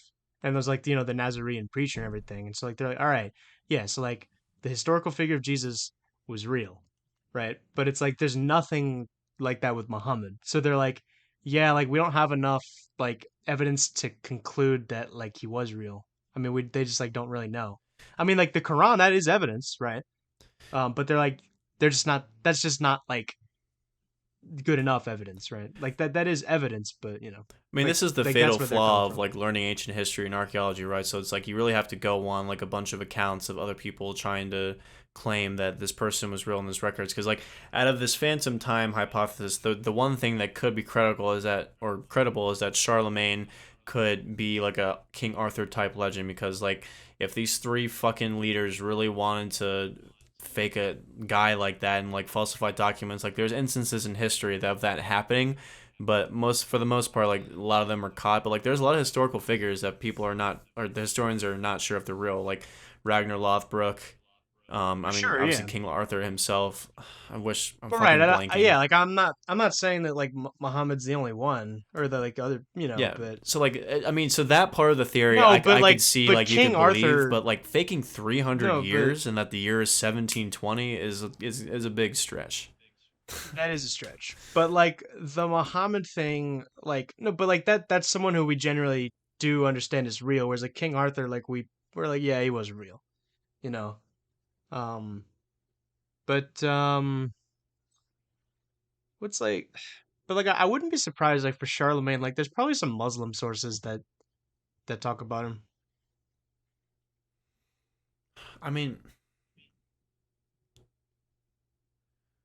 it's hard again. Like they said, the only reason why we know Jesus is real because of all the outside historical records that are especially with the Romans, right? Like he documented his crucifixion.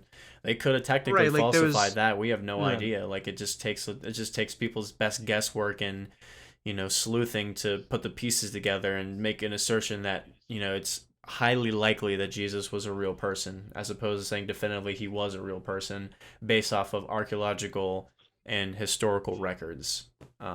Well, I mean that is a flaw in science, right? Well, And that's like, what I I'm mean, saying. you So, like, could because it was so long ago, right, technically it could be either way. It's just right. how much compelling evidence is there for him existing and how much is there for him not existing. So that's what I'm saying. So, like, I'm not It's disagreeing to just the a fact that like you balance could thing, is what you're falsify saying. documents and that's the Like, only source of reference we have in the modern world. And obviously, you can carbon date artifacts and bodies and most likely make discernitions of who people were and if they were real. So I get that logic and that actual thing can be kind of tricky, but I don't know. Like for the most part, right. But it's like, I mean, like you can do the same thing with like George Washington, because it's like that could have been fake, it's true. It could.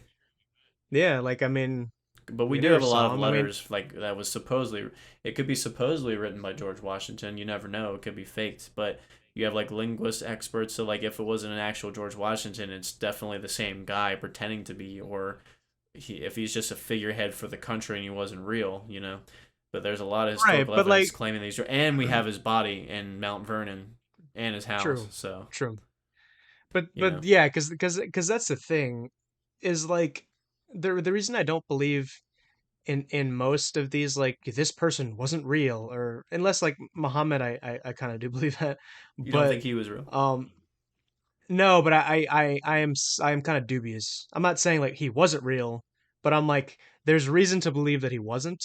Whereas like a lot of these things, like human beings are just so bad at keeping secrets.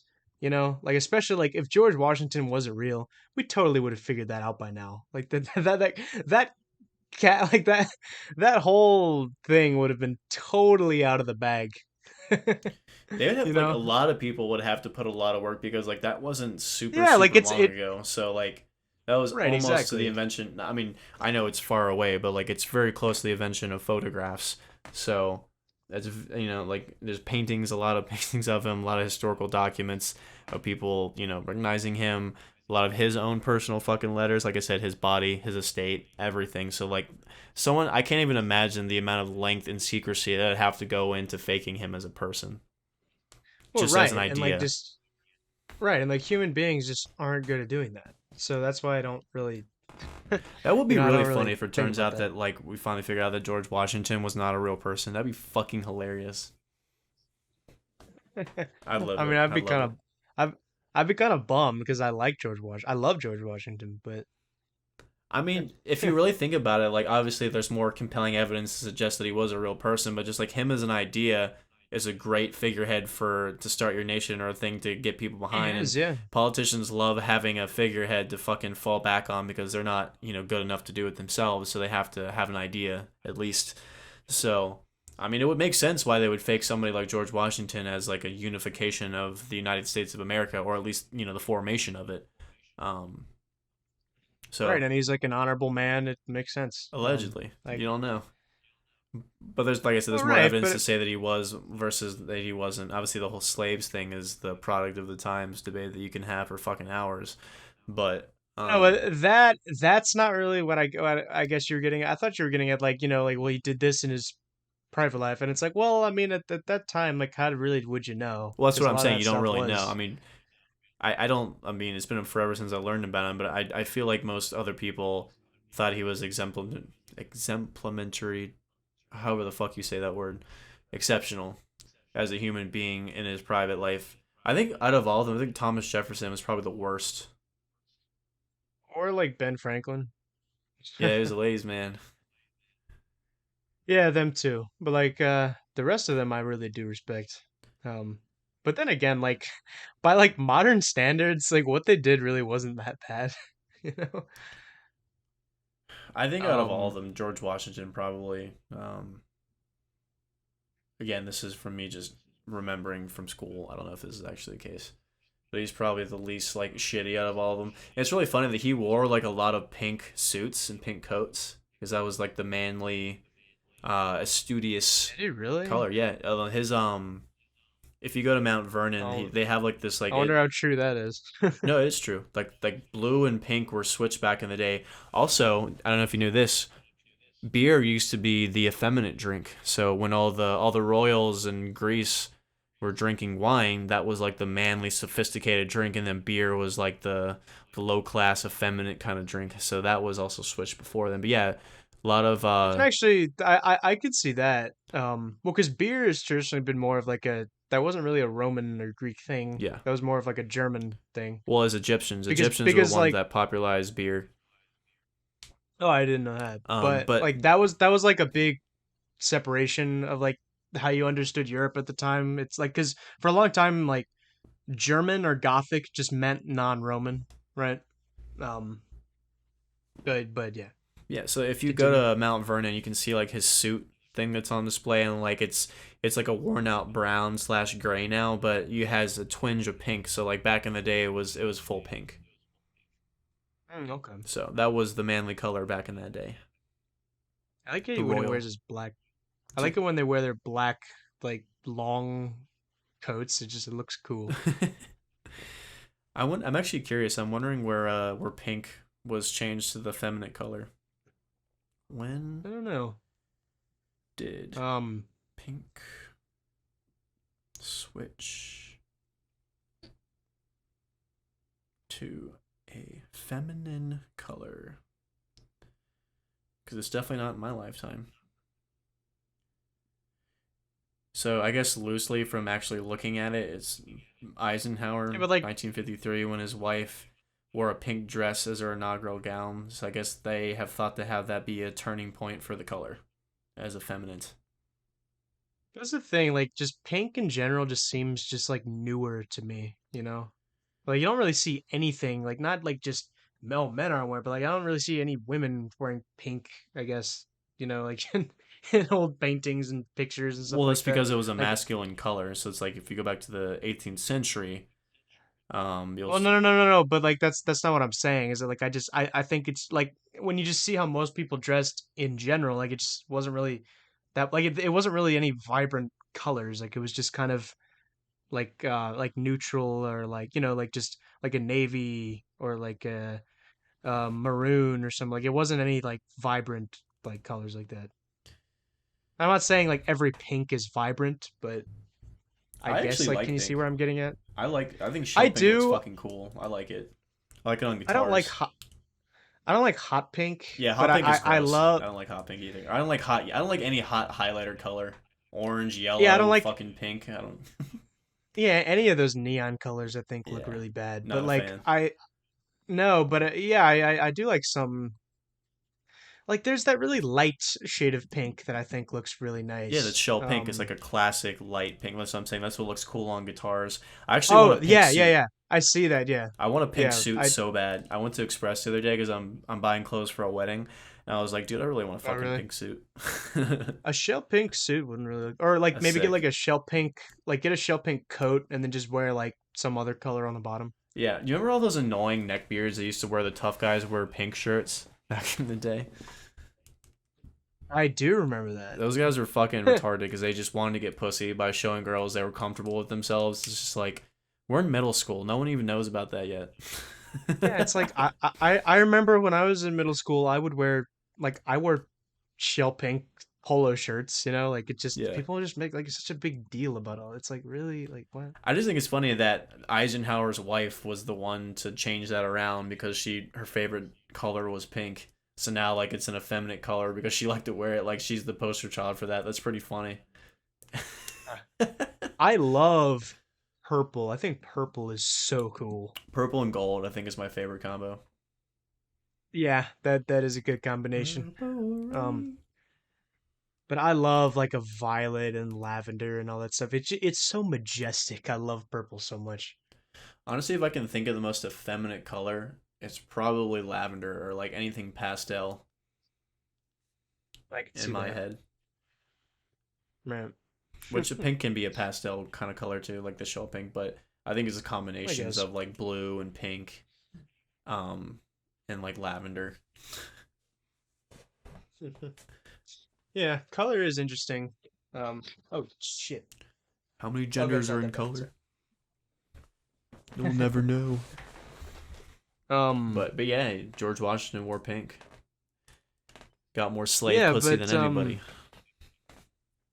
I thought that was Thomas Jefferson. Oh, sure, that is Thomas Jefferson. Never mind. Yeah, no, I don't think George Washington did anything like that. Well, I think the one thing that people criticize him for, again, which is just being a product of the times, was like the misconception that he had wooden teeth, but it was like teeth from slaves. What? No, it's wooden teeth. No, Like, it's a misnomer. did people? Oh, he had slaves from teeth. Like, wait, sorry, teeth from slaves. Yeah, yeah, it's a misconception that he had wooden teeth. Because that again, that's another thing that schools taught us because they didn't want to teach us the actual shit. Like, I think that's the other way around. Like, I really don't think that happened. Like, he forcibly took people's teeth. Oh, I don't know. I'm just the fact that Like, he didn't have really? wooden. I don't think they claimed he forcibly took their teeth. I think he just had teeth that were from slave. I don't know. I'm not. That's not what I'm claiming. But what I'm saying is like the fact that he didn't have wooden teeth. Like that's not a thing. No, but like a lot of people would get wooden teeth back then. Like that wasn't uncommon. Like I think they say that just to put some irrelevant like unique quality of him, and it's like I didn't really think that mattered because like a lot of people's like dental care back then was god awful, No, I know that, right? but the fact that like he didn't have it because they actually have his dentures like as an artifact. It's like he didn't have wooden teeth. Like he had like actual like teeth that were put in. Oh, Yeah, so like oh that's what I'm okay. saying. So like it's proven that he didn't have it. Is what I'm saying. I don't know Yeah, why they taught us well, that. that's fair, but if like I think that the whole idea that it is from slit that's just added on. That's made up. That's where I stand on that. But if he had wooden teeth, like I whatever, I don't know. I don't know for sure. I just that's what I'm saying. Like if he actually had teeth made from slaves, or if they gave it to him, or if he took it, whatever the fuck. I just know that's what people criticize him for. I just think it's dumb that like we learned that he had wooden teeth when he didn't fucking have wooden teeth, or the cherry tree thing. Like I think that's also not real. That was just a weird story that got What passed around. about Him chopping down the wait cherry tree. in Japan? What? Like what cherry tree? You never heard the story of George Washington chopping down a cherry tree when he was a kid? No, I've never heard of this. Are you kidding? No, I am not. That's like all I fucking remember learning in elementary school. How do you not remember that? All I learned is that George Washington was a farmer growing up, and he then like just he got into the military and became a military general, right? And then it's like he didn't really want to do it, but he did it. Like he led the Continental Army against the British just because he thought it was the right thing to do, and he spent his whole life just wanting to be like he just wanted to go back to the farm and just live a nice normal life, but he didn't because he was like, no, I got a greater duty to do, and he did it, and like that's why we commend him. Apparently Like there's that's a really all. Like I all like the cherry tree. Like, I'd never really heard of that. I mean, I remember learning it. So the story goes that when Washington Also, was 6 years old, he received a hatchet as a gift, after which he promptly went and cut down his father's favorite cherry tree. When his father found out about it, he was understandably angry and confronted his son, asking if he had done it, to which little George replied that yes, indeed he had done it. And with those brave words, father's anger melted away and he embraced his son, exclaiming that his honesty was worth more than 1,000 trees. So like it was supposed to be like an uplift on his character, like he couldn't tell a lie.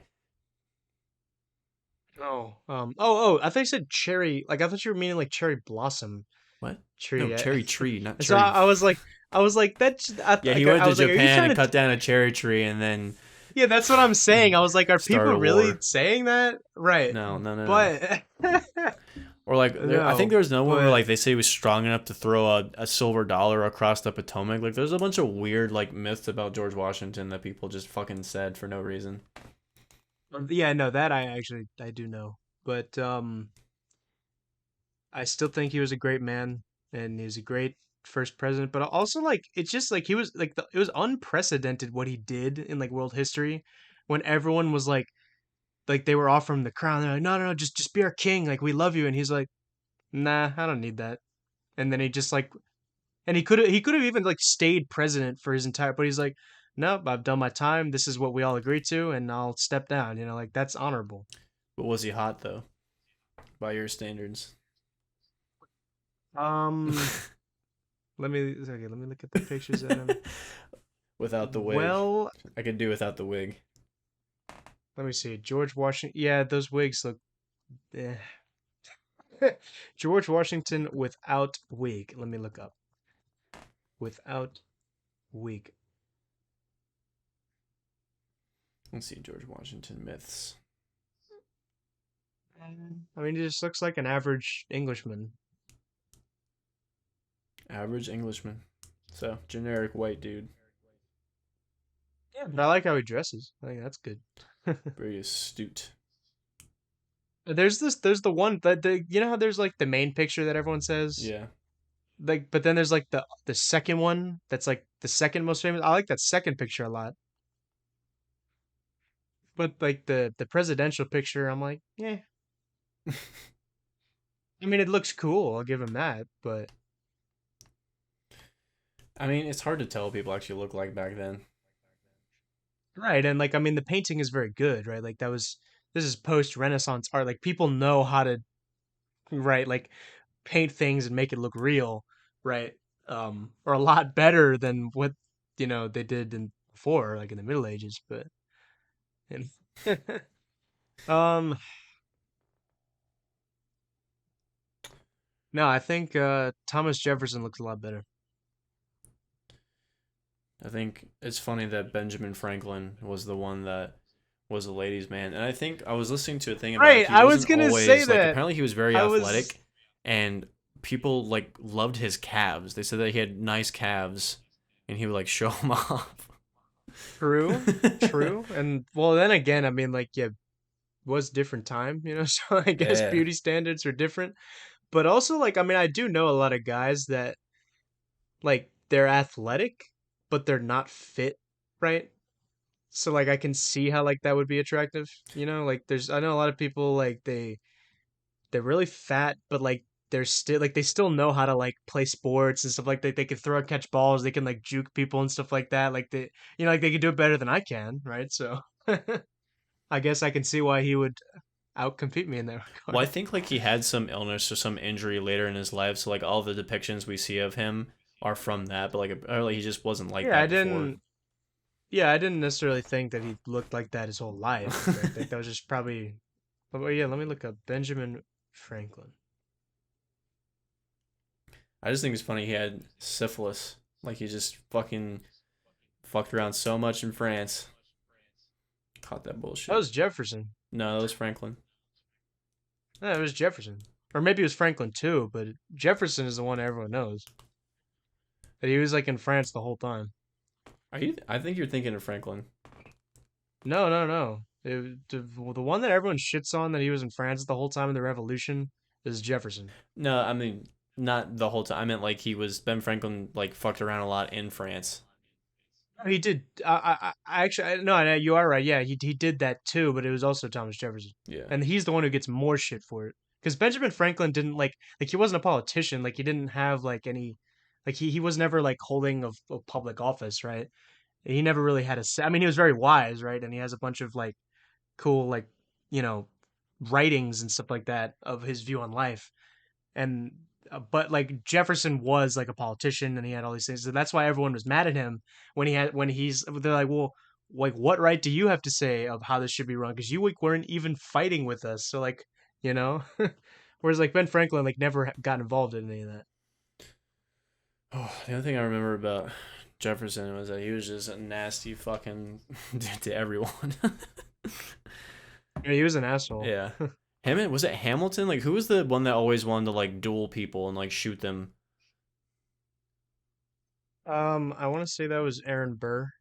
Oh, that was Aaron Burr. I don't know why I thought it was a. Yeah, Aaron Burr, sir. Do you like Hamilton? Like the musical?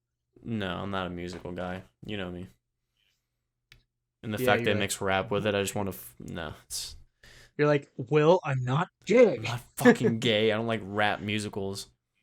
I'm not a white girl with Right, curly hair and suspenders. right. Or Will. Or will. I'm not a male with curly hair and fedoras and Jewish robes. Right. I love Jewish robes. Yeah. But I still love George Washington. I think he's cool. I wonder how he died. George Washington die. How old he was? Well, that and Or just how how did he I die? think he just died at old age, I think. How did George Washington die? Epi- epiglottitis? Epiglottitis? Epiglottitis. The fuck is that? What hippopotamus? What? Hippopotamus. Epiglottitis? I'm sure I'm saying this wrong. It's a I don't throat even think there infection. was So you got that. You got throated. right. I don't even think there's any hippopotamus on the whole Americas and the whole Western He Hemisphere. I got don't think there's stomped any by a hippopotamus. fucking hippo. Bro. Those things are dangerous, man. You went on an African hunt. Right. Oh, dude, we got to go on a safari. I I'm down. I just don't want to be in the grass or in the water. want to go to Africa at some point. And do what, Will? Go on a spiritual journey? See Africa. Like I want to be there and see how things are run down there. Like how I want to see any other country. Any other country of Africa? Well, yeah, no, I know. I'm saying just Africa in general. I want to go to Kenya. Because that's like the most stereotypical African country. Kenya? Um, Thought oh yeah, just Nigeria. look up. No, because like look up pictures of Kenya. It has all of like the animals and like the safaris and like the whole the savannah and all that stuff. Mm. That's what people think of when they think of Africa. I mean, also Nigeria, but people I think are like that's like West Africa or I don't know. Like, a lot of people are just like just Africa.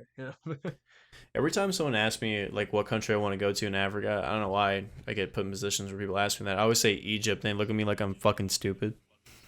Well, yeah, because I mean, I also don't think of Egypt as an African country, but Which is like wild, William. right, but most Wild people William. just well, because when I think African, I think sub-Saharan African, like not like Egypt is part of the Near East. It's not really part of Africa. I mean, it's in Africa, hence the name.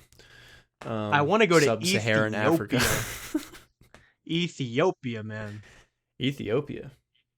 Dude, Yeah, I want to see all Ethiopian they got food. some cool churches there. Ethiopian food fucking slaps. I love their injera bread. Shout out to Ethiopians. Dude, we gotta try. Shout out to Ethiopians, man, all around the world. All around the world, wherever they may be. Dude, and then it's like I look at the analytics, and then it's like we see that like it just shoots up like 'cause the Ethiopian viewership skyrockets like, through the roof.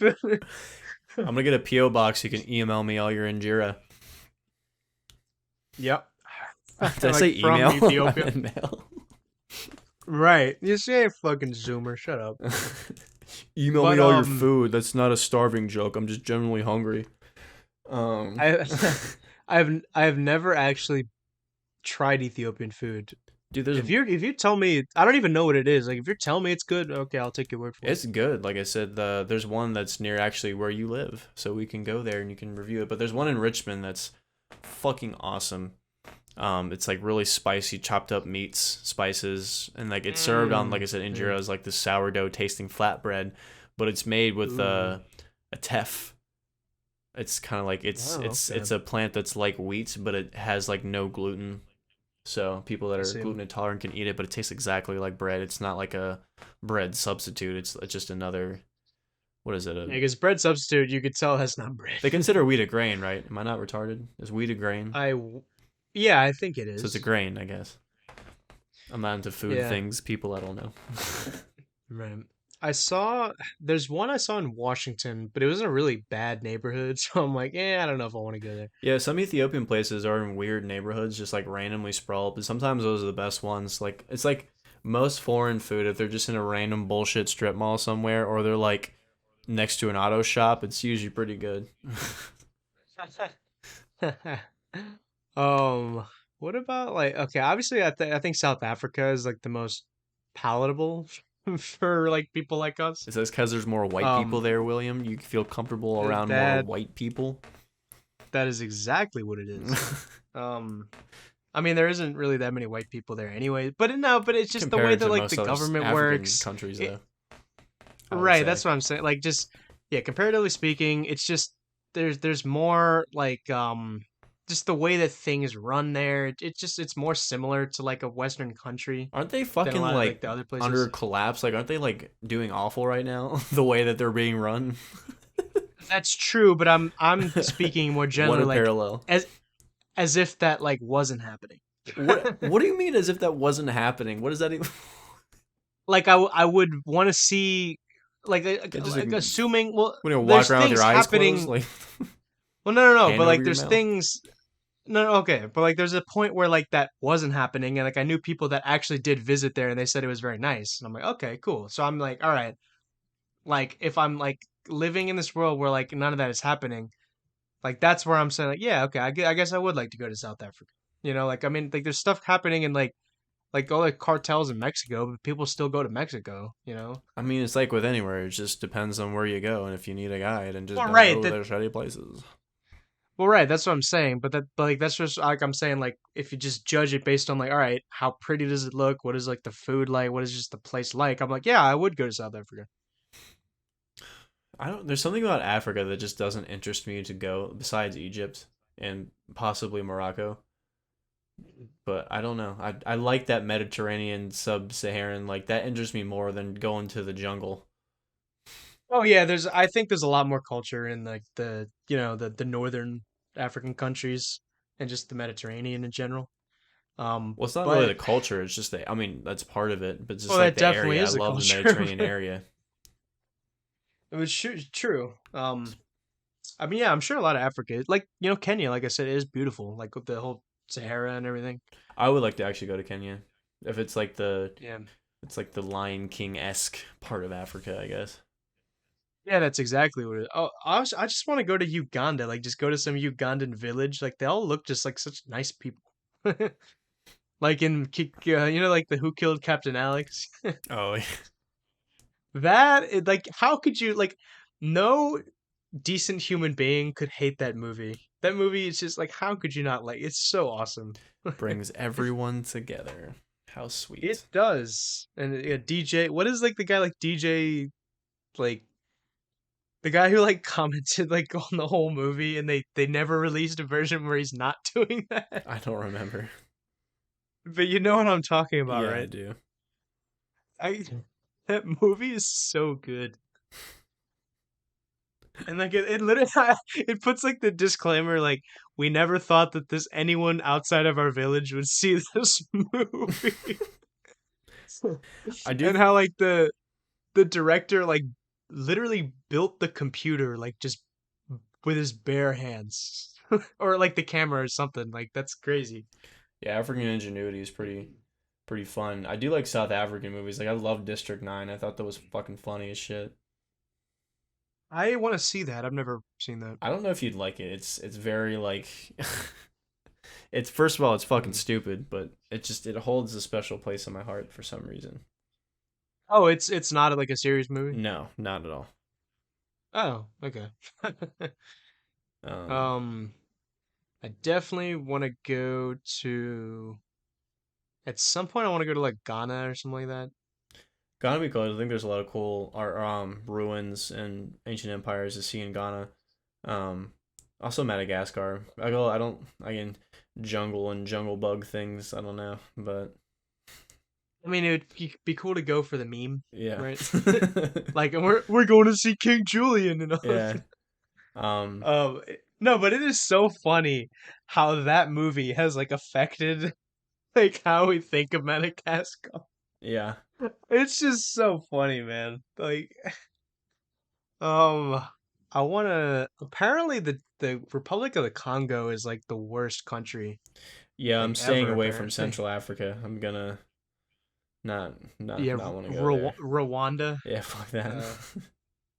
Uh, yeah, Somalia. Oof. Somalia, I don't even know Uh, if they have a government, which should be a good thing, no, but you know. I don't think they do. No, that's a situation where it's not. Yeah, no, I'd definitely rather live here over there. I Um, would go to Nigeria because like I feel like everyone that says they're African is from Nigeria. I've met so many people from Nigeria that are here like as medical students or government liaisons or whatever have you, or everyone's just I feel like ancestrally Nigerian around here for some reason. yeah, a lot of the I don't know about like Nigeria, more like Ghana and like that whole area of Africa. Like most Black Americans can trace their ancestry like to that entire region. Oh, Eastern Af or Western Africa, probably, yeah. Oh yeah, like before all of like the immigration really started happening in America, like it was like the country was essentially biracial because it was mostly like all the white people were just of like English and Scottish descent essentially, and then like all the black people were just from West African descent. Interesting. I guess I never considered that aspect of it. It's probably where most of them were taken from is around that region of West Africa. Right, yeah, that is the idea, yeah. Oh, Morocco, I mean, but then again, it's like the same thing, like Egypt. Like I don't think of that as like an African country. Is it because they're Muslim? Well, that yeah, that's no, but like they're not black. That's the thing. Like they're not like they're not like they're not sub-Saharan African. I get there's two different regions, but it's still in the same continent. Like African's not homogenous. Right, but that's what I'm saying. Like in terms of like the way we think of Africa, when I say, I want to go to this African country, like I'm not thinking of Morocco and Egypt even in that category. I guess culturally, I mean, I don't know about the whole Muslimification of Africa. So I'm obviously like Egypt being close to the Middle East makes more sense, but like I don't know, like I mean, it before, didn't really well, for like who was living there before the Muslims got to West Africa, you know? either like I mean in I don't know. like when they got to West Africa, I mean that was just all sub-Saharan Africans, aka black people. Um and I know that's like really the farthest south that it's gotten cuz Ethiopia is pretty Christian. Everyone else really is just Christian. Other than like the north is Muslim and that's it. Interesting. Such a Yeah, like massive fucking continent, dude. So much I'm land. I'm pretty sure there's like I'm pretty sure the majority of the continent is Christian. Africa? Oh yeah. Oh yeah. I guess it makes sense. Muslims a close terrorizing second. Yeah, no, yeah, there's a lot of conflict in Nigeria over that. Yeah, little mall shootings, church shootings, and shit. Yeah, and I actually like I know people that like they left because of that. Or like they got out, I must say. Because of that. God. When will it end? Yeah. When will the violence stop and the kumbaya start? It's like, but Kumbaya, I must ask. Okay, I don't even know if you'll answer it or not, but like, is that one of those things where it's like we just like say like, oh, it's African, and it's like not really, like it's like made up or something. I have no, I have no I want idea. to know the origin of the Kumbayas. The origin of the kumbaya. Um, Oh, I must add, I would want to go to Mozambique because that was a Portuguese colony, and like I just want to see how things are done down there. yeah, Mozambique would be cool to go. Mauritania is kind of an interesting country. The architecture there is kind of interesting. Um, Where? Mauritania, in the Hmm. western sub-Saharan Africa. I Um, need to look at that, I guess. apparently, Kumbaya is rooted in an American spiritual folk song of the same name. Right, exactly. So it's all this hippie bullshit. Come By Here is an African American spiritual song of disputed origin, but it's known to be sung in the Gula culture of the islands of South Carolina and Georgia. Ties to enslaved West Africans. Kum meaning arise, Ba means come or is coming, and Cool. Ya is the name of the eternal God. Nice. Kumbaya. Okay. And there's probably like a If bunch that of was black Israelites or black if that was if that was some Creole thing, I guess I could believe that. But well, it's a yeah, type of Creole. Like I know, like in the southeast with the Caribbean, I don't remember the specific language, but it's like a bunch of like Caribbean, West African, Southeast American type of Creole that is spoken. I'm fucking I blanking guess. on the name. God damn it, that's gonna kill me. Oh Right. boy, Google is my friend tonight. I swear. What is the But South? like, Nigeria, as I understand it, it's becoming like a modern country. What do you mean? Like, like Lagos is like a full-on like metropolis now. Uh, I think it is Gula. I think I just said it. That's what it's called. It's like Ula? Gula. Gullah. Huh. It's the Creole, Caribbean, West African, Southeast American. I Afro-Seminole see. Creole is a dialect of Gula.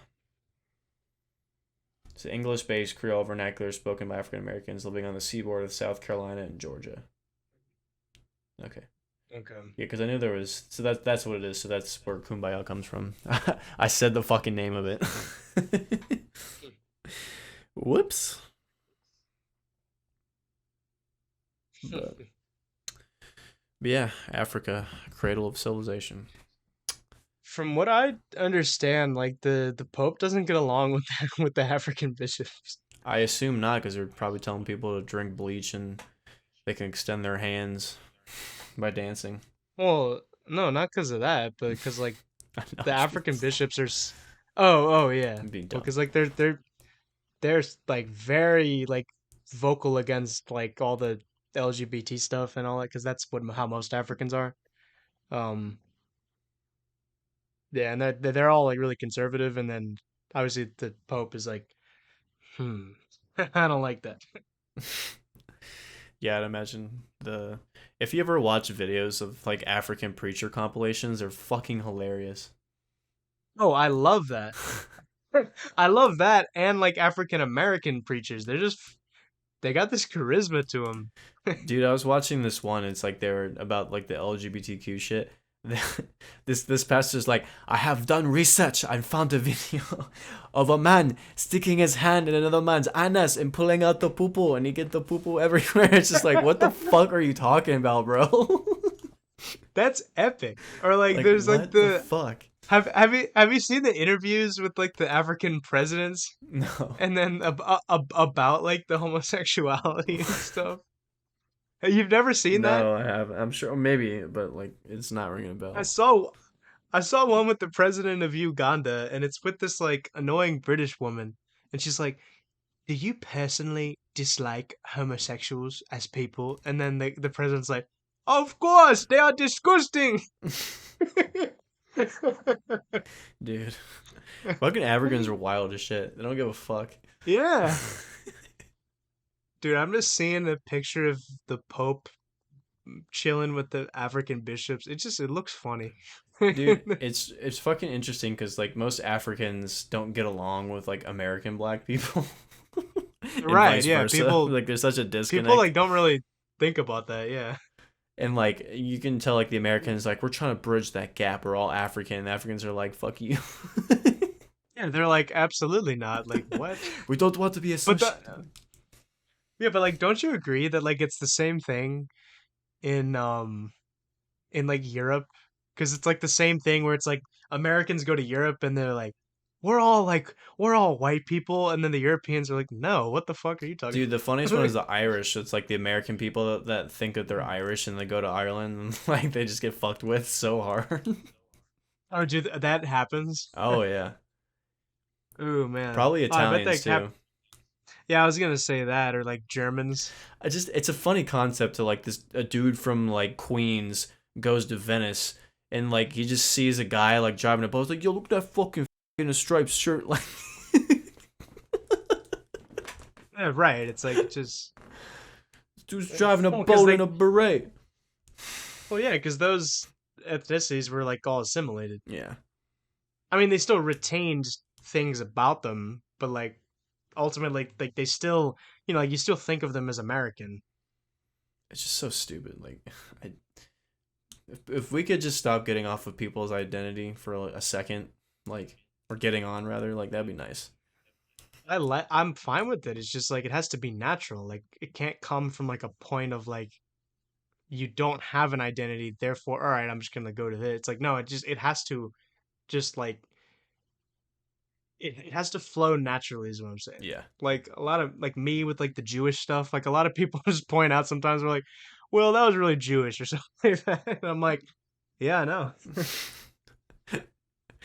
I don't know. I'm just tired of people like from America talking about their identity being from some other bullshit country they've never fucking been to. I'm Right. tired of I'm it. like, can't Shut the fuck right. I'm up. like, can't you just be American? I'm tired. Like, it's God. Right. And it's not even like getting in touch with your cultural ties. Like that's fine, but like if you're just gonna be It's fucking cool, annoying yeah. about it, like no, I draw the line. But the problem is that like none of those people actually like retain any of the features like of their culture and stuff like that. Or they pick and You know, choose. like Like they cherry pick the ones they like, and like, oh, this defines me, and then they're like, oh, this needs to change. Like, fuck. Like, why can't you just right. admit you're just influenced by the shit that you like, not because you're culturally bound to like it? Like, it's so stupid. But I think that does have stuff to but like the problem is like a lot of people, especially if they were like born here and everything, like it's just like you're it's not going to be the same, you know, because like you can take like a bunch of different people and they all look different, but like you'll find that like they're really like they have all have like the same views on like everything and they all like the same stuff, you know. Unfortunately, and that's why I It's hope. like that's the whole like myth of diversity and all that stuff and why I think that's all just like that's all bullshit. Like just because you are around people that look differently than you, like that look different than you, like that's not diversity. Like because they're all culture, like we're all it's like the same person. I think people try too hard to just be like culturally individual, and I think not. I mean, it's not a bad thing. It's just I hate the people that are just like I don't even know the word. Like annoying is the just the layman's terms for it, but like I there's a difference The between someone layman. that's I like love that church reference, sir. That was nice. layman, lay leader's term. Well, you know what that is, right? I don't fucking know anymore. It just means you're not part of the clergy. Ah, I see the parallel now. But like the people that like have parents from a different country, they come here and then you're Americanized, but you also have part of your parents' culture. That's different. That's not what I'm talking about. I'm talking about the people that like are American, their parents are American, and they have like their heritage is from some other country, and then they try to claim that as their culture. Like that's fucking stupid. I think you can still do that to an extent, You can but still the do problem it, but is, you just look more asinine. like, well, yeah, that's what I'm saying is that like it just a lot of it doesn't come naturally because you're trying so hard. Like a lot of it just it has to just come like as it is, like just naturally, you know, and It like you just doesn't. They don't really force it. That's I think that's my main problem is they totally right, force it. yeah, yeah. Right. But Right, and they just completely don't even understand like the culture of origin, which is just even more funny. yeah, it's like they're not even up on their own fucking history too. That's the even funnier part. Yeah, right, exactly. God, they read one Facebook post about and now that's their life. Right, They have to live like a right, checklist. right. No, fuck that. Yeah, fuck that, man. But who do you think is the most annoying about that? The Irish or like I think probably yeah, Irish or Italian. I think it's a tie. No okay. one does it because like if you think about it, like who American that's actually British in their lineage, or what American that's British in their lineage, like brags about being British. No one does that. Well, that's Only well Irish people that and fucking Italians do that shit. Even yeah, but like Germans, that, like but German people don't even like I know people no, that are they do. proud to be German, they They like do. drink the beer, they got the Steins, but like they're not No, nearly they as do. fucking annoying as people that are Irish or Italian. But it's still there though. Yeah, But but like not on that a lot of scale. that no, but because the thing is well, okay, it's because like the Irish and Italian are clearly different than like the English and the German are so much more similar, right? Whereas like the Irish and the Italians are much more distinct, right? And obviously like no one wants to have like English ancestry because it's like, oh, that's like the whitest you can get, right? So anytime someone finds something that's like slightly different, it's like, oh, I'm that, like, oh, I'm Scottish or something, or it's like, especially if you have the strong examples of like Irish or Italian, then you can claim like victimhood, right? But even the Scottish, they fought against the British. Like that's like the anti-colonism or colonialism type of shit. And like people that are Scottish Right. don't That's fucking pray that around. It's just Irish or like no, I can't think of anyone they else in do this though. country that No, no, no, identify. but they do though. I mean, even without realizing it, like most Southerners, people don't realize are descended from like Scotsmen, and the English are traditionally like sorry, like the North is traditionally descended from Englishmen, and that's a big reason like why there's like a huge cultural difference. I mean, not the only thing, but it's one of the reasons why there's such a big cultural difference between the North and the South. Well, we live in the South, and there's a lot of Scotch Irish people here, and I never hear anything about anyone being from Scotland. All I fucking hear is people that are Irish. That's all I hear about. Yeah, but dude, yeah, but like most people here now, like it's just so much like immigration, like in the migration of peoples in general. Like I don't even really know if you can take that into No, account. I'm just saying the people that tell me that they're fucking Irish and that's all they talk about versus the people that tell me that they're Scottish and that's all they talk. I don't even know. Like I know people with Scottish Well, last because names, but they like, don't fucking tell you it. But people with Irish are sure to tell you. It's like great. I couldn't well, figure that right. out on my own. Well, because that's like more distinct, is what I'm saying. Because like Scottish people are like, oh, well, like that's still like white and oppressive. But then it's like when it's like Irish and How are Italian. they different from Ireland? Like they're not different. They're not No, more on the oppressive scale or less than Ireland. They've all fought against Britain. Britain is the oppressive white force. no, but no. But like England and Scotland have been like politically unified much longer than Ireland has. So like people just think, oh, it's just like British. What does it have to So do with that's why. people being proud of being Irish versus being Scottish? And they're not nearly as annoying about it. What does it have to do with it? Well, because that's I'm trying to like kind of explain like why that's the case.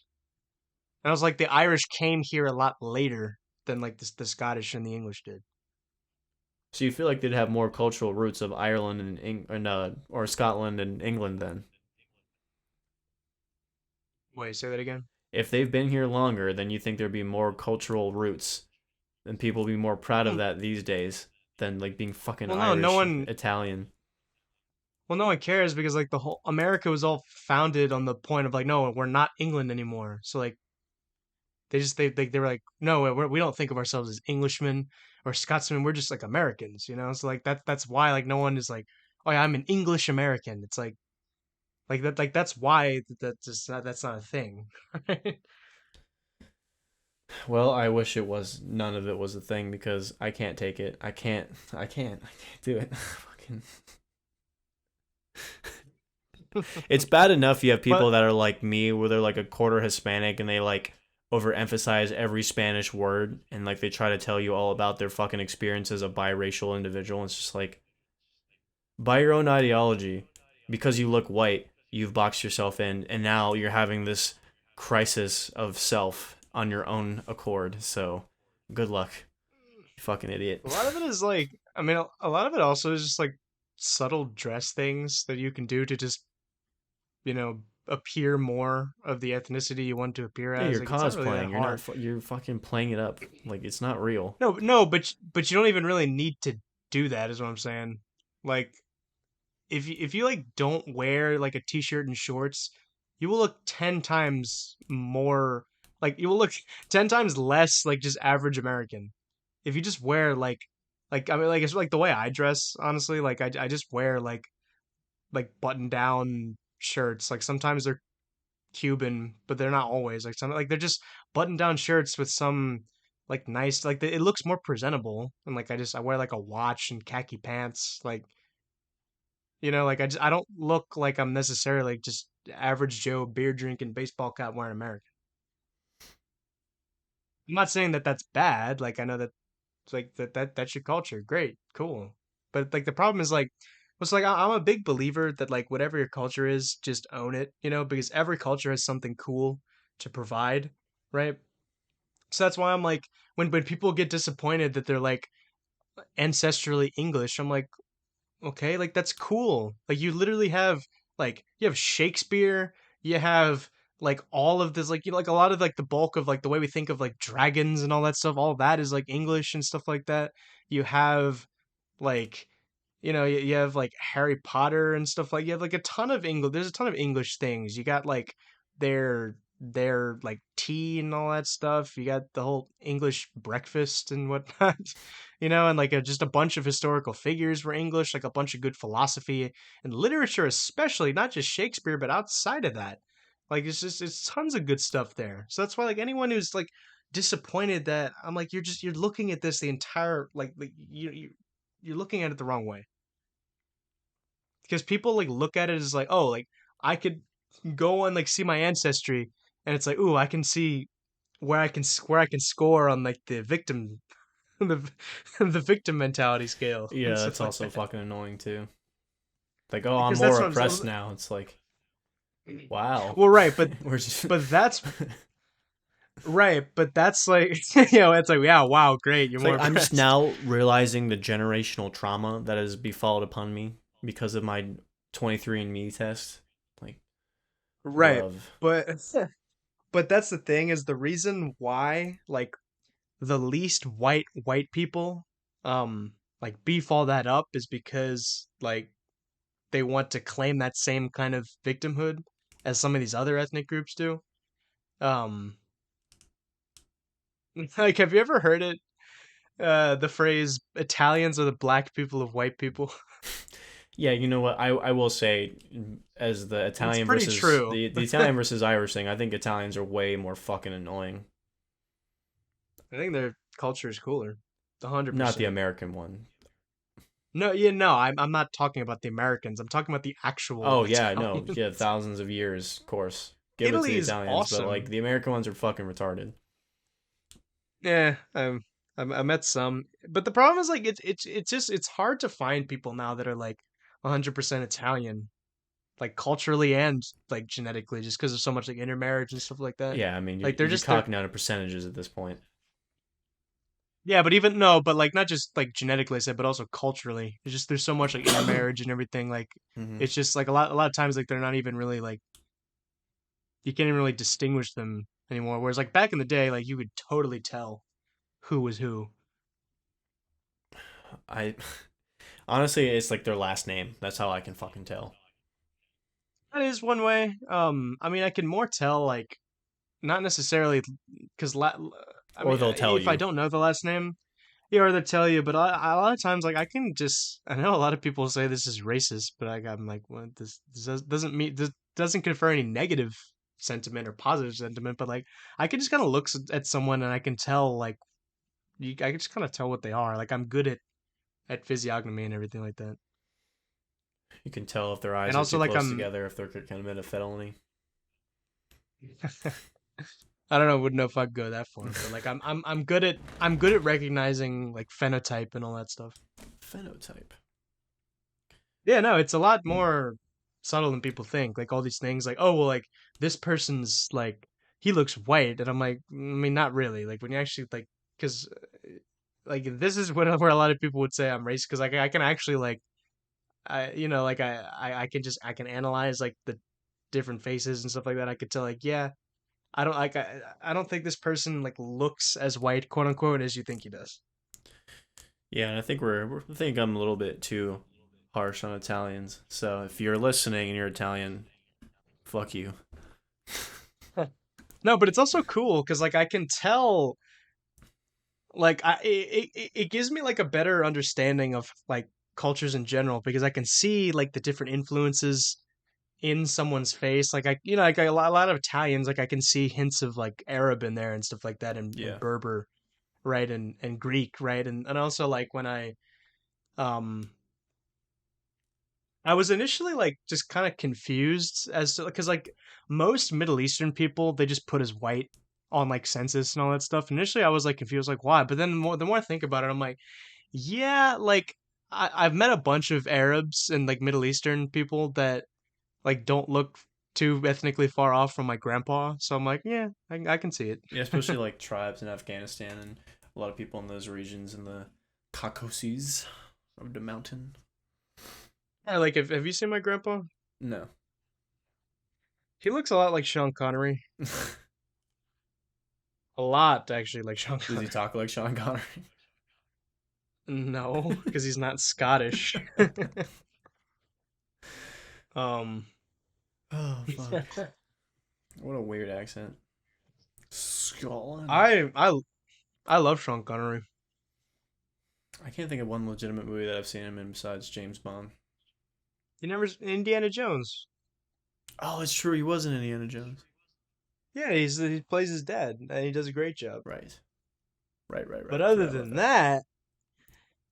that, I think he's like in one of the Jack Reacher movies or something like that, Ah. or like some Tom Clancy movie. But other than that, I think it's a lot of like older stuff that I'm not familiar with. Do you know what making fun of Italians brought me back to? I think when a Cuomo was getting like a bunch of shit about like sexually assaulting or grooming, he was like, "I'm not pervy. I'm just Italian," and I just He actually said yes, and that. then it Oh ended up my, being like on the a shoreline. meme. You can go to your surf shop, and there it was on a T-shirt. Yeah, I'm not pervert. I'm just Italian. That's literally what he said. I'm like, you fucking moron. Bro, I'm like, that's a great representation because I'm sure there's a bunch of Italian people who would be like, oh yeah, we're applauding this guy. Like, no, that's like, um,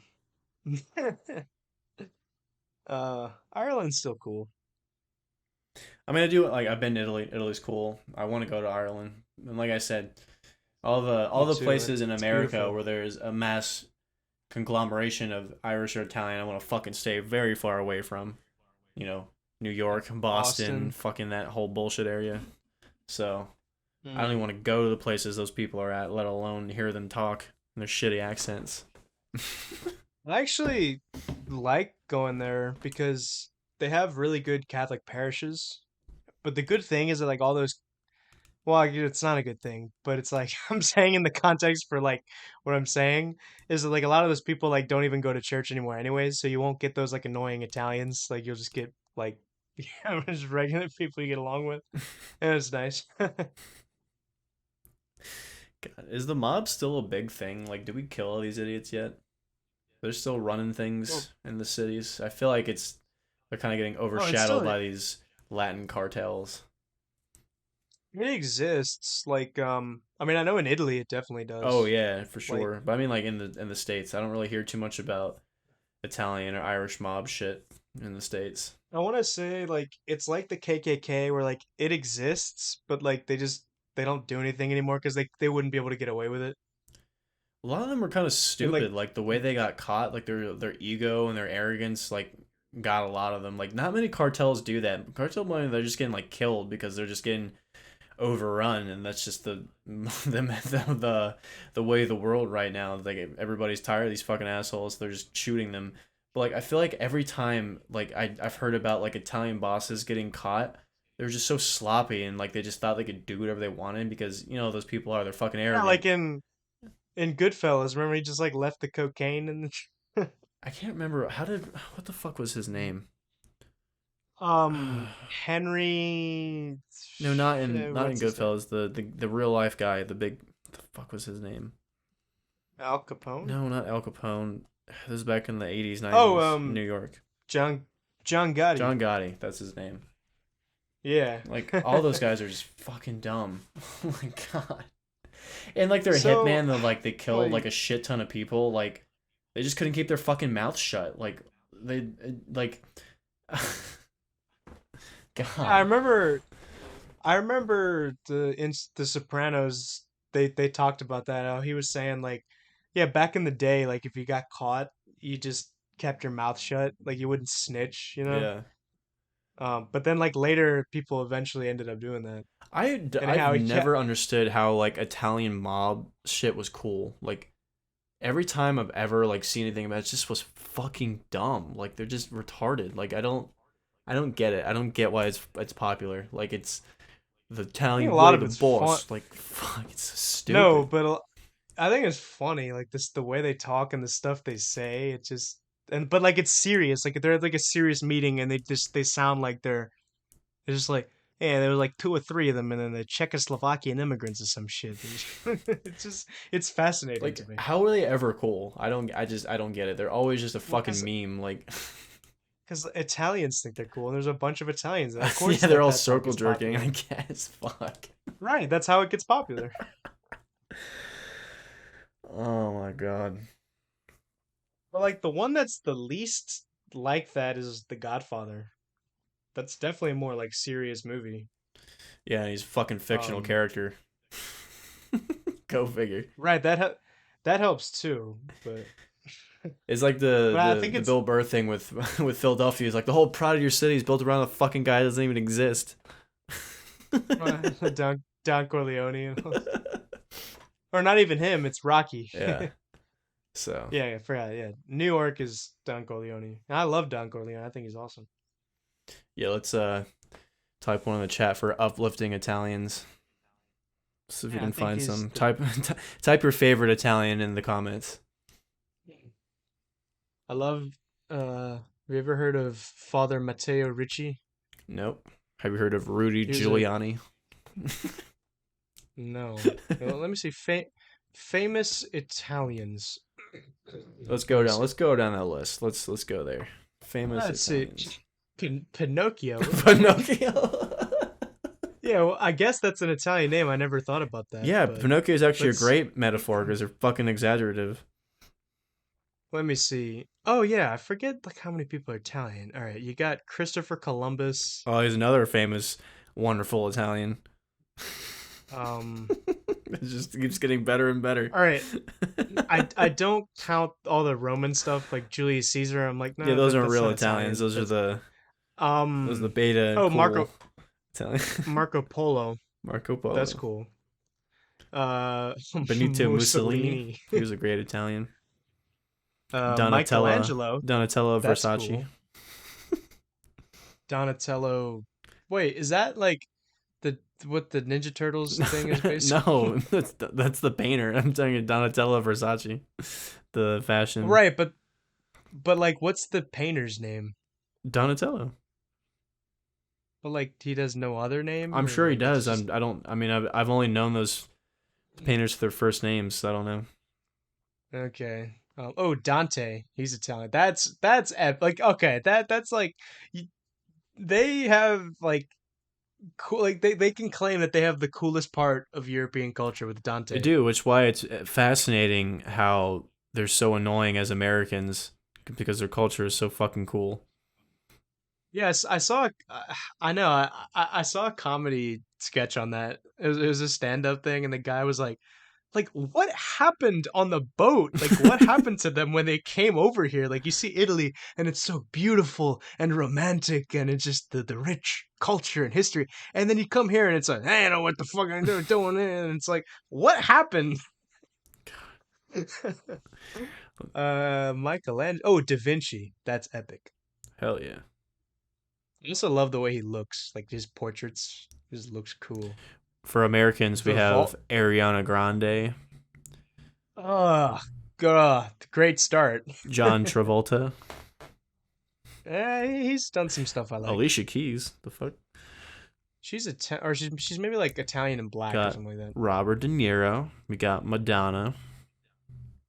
Madonna is Italian. Yeah, she. Oh wait, no, yeah, Madonna is literally that literally means my lady. Well, because she's making fun of Mary, but I didn't think that she was Italian. I thought she was just making fun of Mary. There's Frank Sinatra, Jason I knew Biggs. that one. Yeah. Hey, Jack Nicholson. He's Italian. Apparently. Oh, I guess yeah. The last name has a lot to do. Like, if they don't have an Italian name, like I'm not gonna think that they're Italian. Mark Ruffalo. Corbin Blue.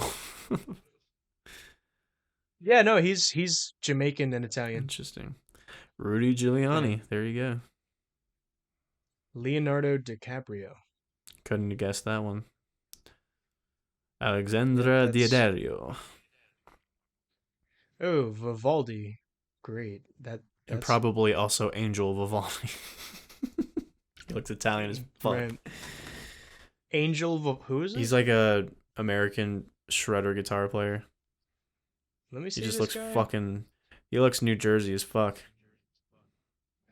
Or who's that guitar player in the Strokes who's Italian? Like he looks super duper I Italian. have no idea. Oh, he is from fucking New Jersey. Are you kidding me? I just Who? Angel Vivaldi. I totally was fucking joking. I didn't actually know that. That's hilarious. God, he Dude, he looks looks exactly like from Hispanic. New Jersey. He looks like he's like from. He looks Hispanic, like he's like from Colombia or something like that. I mean, I know it's a similar culture, but No, he's had no, that wait. that Let blonde me mohawk forever. let me see the What the fuck? Strokes. Like I'm gonna tell you the guy's name. Is like I think it's Moretti. Moretti. Let me see. The Strokes. Fabrizio Moretti is his name. Look him up and tell me that that is like not the most Italian guy you've ever seen in your life. Yeah, he would date rape me in a nightclub, I think. Right.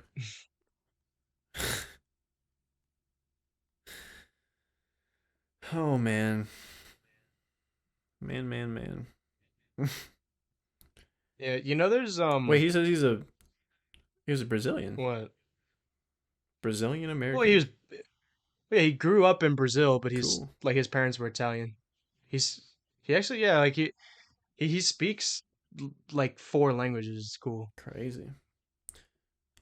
Oh yeah, you didn't know that about Brazil? What?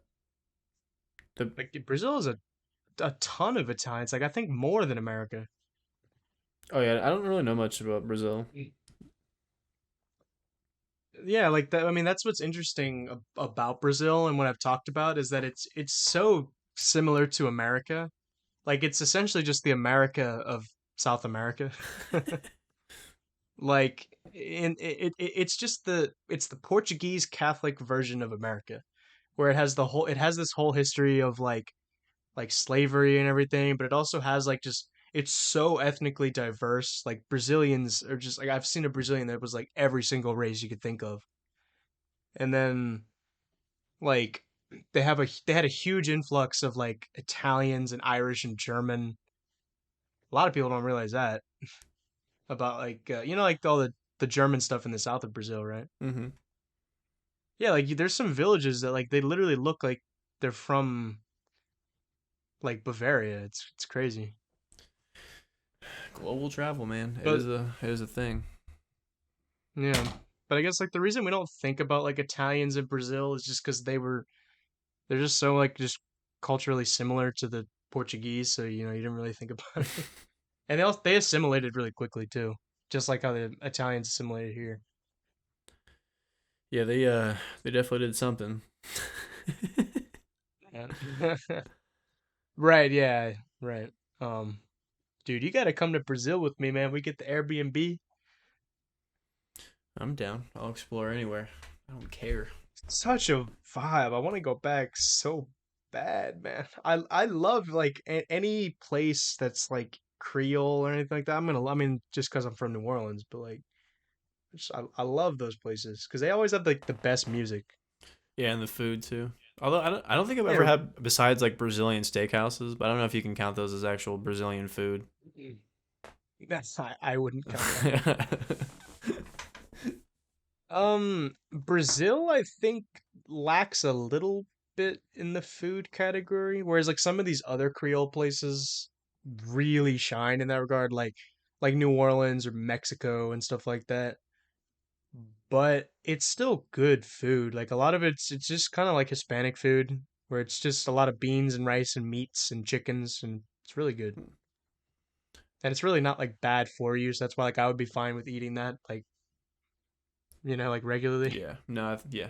Where Whereas like some cuisines, I'm glad I don't eat that regularly. I'm glad I have the option to like choose the best from each cuisine. That is nice. That's a good thing about having an ethnically diverse population. Yeah, I'm telling you, man, we Um, gotta gotta show the Ethiopian place. It's fucking good. like so other than like bread, what exactly is it? A lot of it is like a lot of like spicy. It's like beef and lamb that's marinated in this specific sauce, and like you're supposed to eat it with the bread Ooh. together. They have a lot of like steam cooked vegetables, a lot of rice. Mm. What else? I'm blanking because like every time I go to these places, I always get like the same few things, like beef or lamb. So it's more diverse than that. I can't remember for the life of me what else there is in there. But that's the main thing. But like it's a good like level of spice. I like Sounds Thai. like sounds like oh yeah, I like Thai Yeah. food. There's that place right in Old Town I think is really good. Mm-hmm. Um, the only problem is like I don't know what it was, but like afterwards, like my shit was like literally green. I don't know what it was, but I was like, okay. I mean, it didn't feel weird. Like it didn't feel bad. Like it didn't hurt, but it was just like, oh, okay, that's weird. Your European dietary system is inferior. Yeah, that's like I know that's the whole joke of like going to India is like that totally like slams you, Get the traveler's diarrhea. Yeah.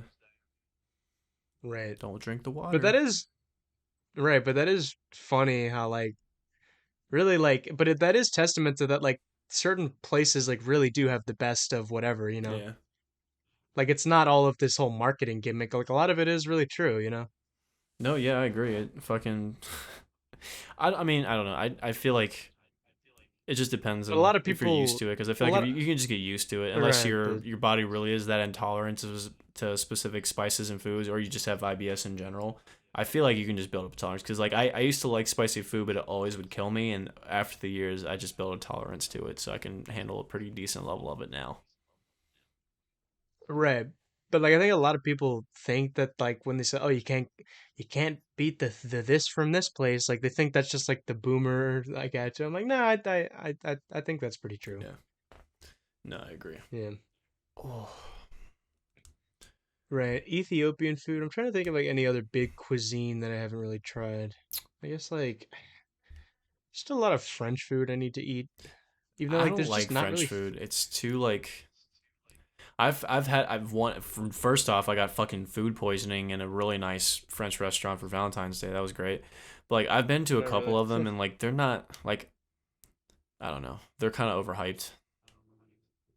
There was John Doyle was like, "Bro, French food is literally just bread and cheese. Yeah. Like it's not that good." I wouldn't agree with that, I but mean, yeah, you can get a nice cooked steak and fish, but like you can get that at any fine dining place, not specifically French. But like I've tried escargot, didn't like it, which I was surprised. Like everyone's like, "Ooh, gross, it's snails." Like I feel like it'd be kind of similar to like clams or mussels or something, but it's not. It's like it's just like watery and it's like like it doesn't feel like it has any sort of delectable taste to it. It's just, ugh. well, dude, you gotta try ratatouille for the I meme. actually do want to try ratatouille. I'm not a cooked vegetable fan, but I might like it. I don't know. Vegetables can be very good. It depends. I hate the soggy cooked vegetables. Like if it's grilled, that's fine, but like I don't like Yeah, wet grilled vegetables like vegetables that. are Like raw, vegetables crispy. are great. Yeah, you know, but yeah, when you cook them the right way, they can come out really Put nice. some tahini and a cucumber, man. It's good for me. And you get the tomato, or no, you get the pepper and the chili pepper. You take a nice piece of celery, you put peanut butter, then you put fucking ants on there. No, people need to stop justifying the whole celery thing. I'm like, celery is just bad. Like, I'm sorry. It's so good for you though. I don't care. It tastes terrible. You can eat other stuff that's great I for do you. like Like, celery and peanut butter though, I'm not gonna lie. I haven't tried that. I've tried like celery and cream cheese and like, do you like cream cheese? Uh I love cream I cheese. used to like it on bagels, but not really. I love it really like just with any carb. Like I'll just take some like Triscuits or something or like some I love those butter snap pretzels. Those are fantastic. I think out of most sauces and dips, I don't mind, but the one I can't stand is like blue cheese or blue cheese dressing. It's fucking gross. I actually really like that. Ugh, God, how? It's so like it just tastes spoiled. It's literally mold. I don't get it. Well, that's any cheese. No, it's not. Most cheeses don't taste moldy like that. I know there's the variety that do, but like not as No, but fucking for bad me as it blue doesn't. cheese. I don't know. It tastes really like salty, and so it's just like any other like Ugh. dip, like ranch or something. I don't know. It's so like it just Um, rapes my taste buds and fills my whole mouth. Like it's a unsatisfactory experience. yeah, for me it's the opposite. I don't know, but what about like hmm? Do you like horseradish? I do like horseradish because like that, unlike blue cheese, is the type of bitter and tangy that I like. I don't like it. It makes my nose feel all fuzzy. Like I can't Well, eat that's why I it like it because unless it's it like if clears it's your a. shit out. Like if you're stuffy, you eat horseradish. It's awesome. I mean, like if it's like a little bit, I'm fine. But like one time, like I had this sandwich and there was like so like on like a, it's like the meme where it's like a sandwich you buy from someplace and it's like prepackaged. There's like a butt ton of mayonnaise on it Yeah. and it's like too much. That was like the amount of that, but like horseradish, and like I was just like, oh, like I couldn't even like I was my nose was cringing so Yeah, you bad. don't need a lot of it. It's like wasabi. You don't want to spread wasabi on your fucking sandwich like that. I've never had wasabi. Oh boy. Well, I'm gonna give you a spoonful and see if you can tolerate it. Oh no, I that absolutely not. What, you wouldn't take a spoonful of wasabi? Come on. No, I thought it had to be like super tiny. Well, to get the right ratio of flavor to spice. Oh, like if you just want to go, fuck it, I'm gonna do that. Then like, Dude, if I get you to like get a spoonful of wasabi, we're doing that on camera. okay, Because and then it's what will like you gain from if that? you've never had it before, it's like a feeling. I can't even describe it. It's like that. Wasabi? Yeah, that feeling you're saying with horseradish, it's like times 10. Oof. It just Okay. fills your whole face. It's like a spice you've never like. It doesn't burn like regular spice does. It like I can't even like. It just invigorates your entire soul. Like it's not concentrated. It's just Wow. like it like goes in your. Sounds like it's a real spiritual It feels experience, like it, man. dude. If you eat so much wasabi, you can't breathe for a couple seconds. Like the What's the invigoration is most that intense. wasabi that someone has like eaten at one time? I don't know, but I remember there was a Jackass movie where Steve-O snorted wasabi and he like was throwing up instantly. Oh, wasabi. Or wait, do you know that? You know that like that thing that in Cars 2, the scene where like Mater just doesn't understand. Like he thinks that the wasabi is pistachio ice cream. Yeah. And then he's like, and then like the Japanese car's like, no, no, no, no, no, no, wasabi. And he's like, yeah, yeah, what's up with you? And oh, I love that. And then he's like, nah, a little more. And then he's just like, okay. And then he gives him like a huge, like she was like, ah, it's some pistachio ice cream. You are a true child at heart. It's fun. I like them. People shit on Cars too. I like it. It's a fun, family friendly movie. Family friendly fun. FFF. It also like the whole Fuck. concept is just so it's so ridiculous. Like I'm just entertained. Yeah, it was you know, the scene in the first one where he's looking at the car's ass and it's like sentimental music's playing. He's like aroused by a car. I think that's a funny thing, Yeah, I like the first one too. It's got a lot of good music in it. especially for that guy that actually does fuck cars and like wants to be in love with a car. So like I'm sure cars is he just that's his that's his rev Oh yeah, you told me that. revs him But up. like, where do you get that? Like where does he do it What do you mean? with the car?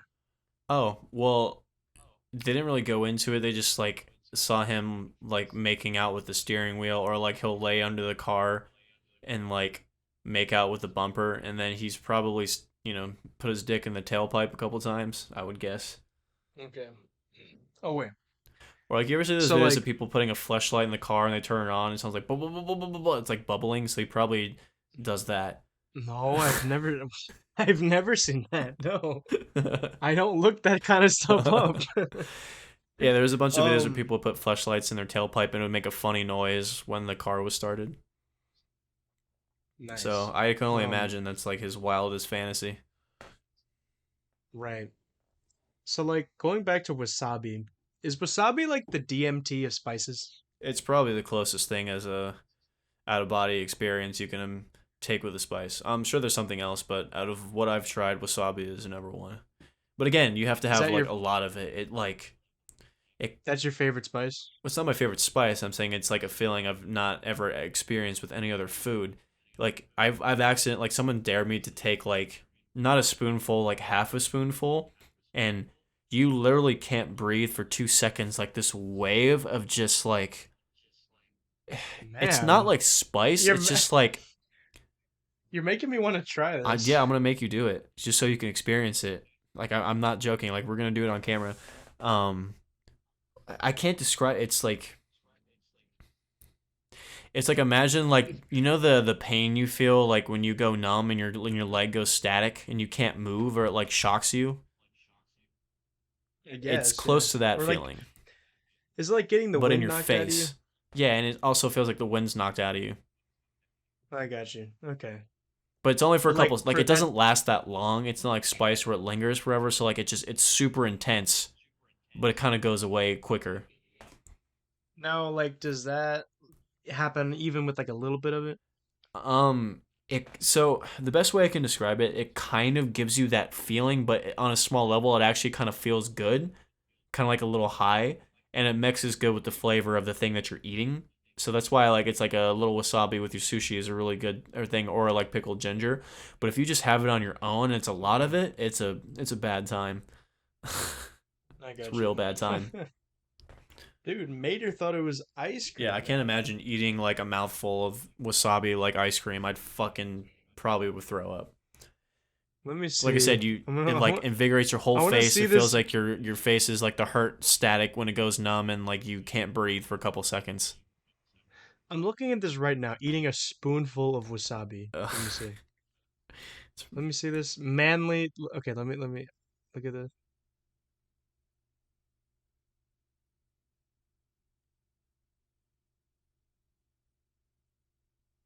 But He's just cringing. He's kind of acting like it's not that big of a deal. did he eat a So spoonful? yeah. I mean, I don't. Might have not even been real. I don't think so. Like you're hurting if you eat a spoonful of wasabi. Was he eating an entire tube of wasabi? Ugh. Some Let people me might see have the this. tolerance for it, but like not that many. But And then he puts a Reaper pepper right in next. Oh shit! oh yeah, those people are insane. It's like the dude that vaped a Reaper pepper and then snorted the powder. Like what a fucking legend. But Like, oh, isn't the Reaper the strongest pepper? I don't know. I feel like every year someone claims their bullshit pepper is the hottest in the world. So who fucking knows? Yeah, I like peppers though. But Um, oh fuck, I think this is a good spot to end it. I especially love the It's like he doesn't the even salt and care. pepper, like the salt and pepper facial hairstyle. That is really nice looking. Salt and pepper. What the fuck are you talking about? You don't know what I'm talking about? What? What did you? What? It's like when you're, or like the coloring. It's like when your beard is like is gray and like white, but like your mustache is still kind of How the dark. fuck did you jump on Cause that? like, What the? cause I was gonna say that because it's like pepper, and we were talking about spices. All right, your ADHD brain is too much for me at this hour.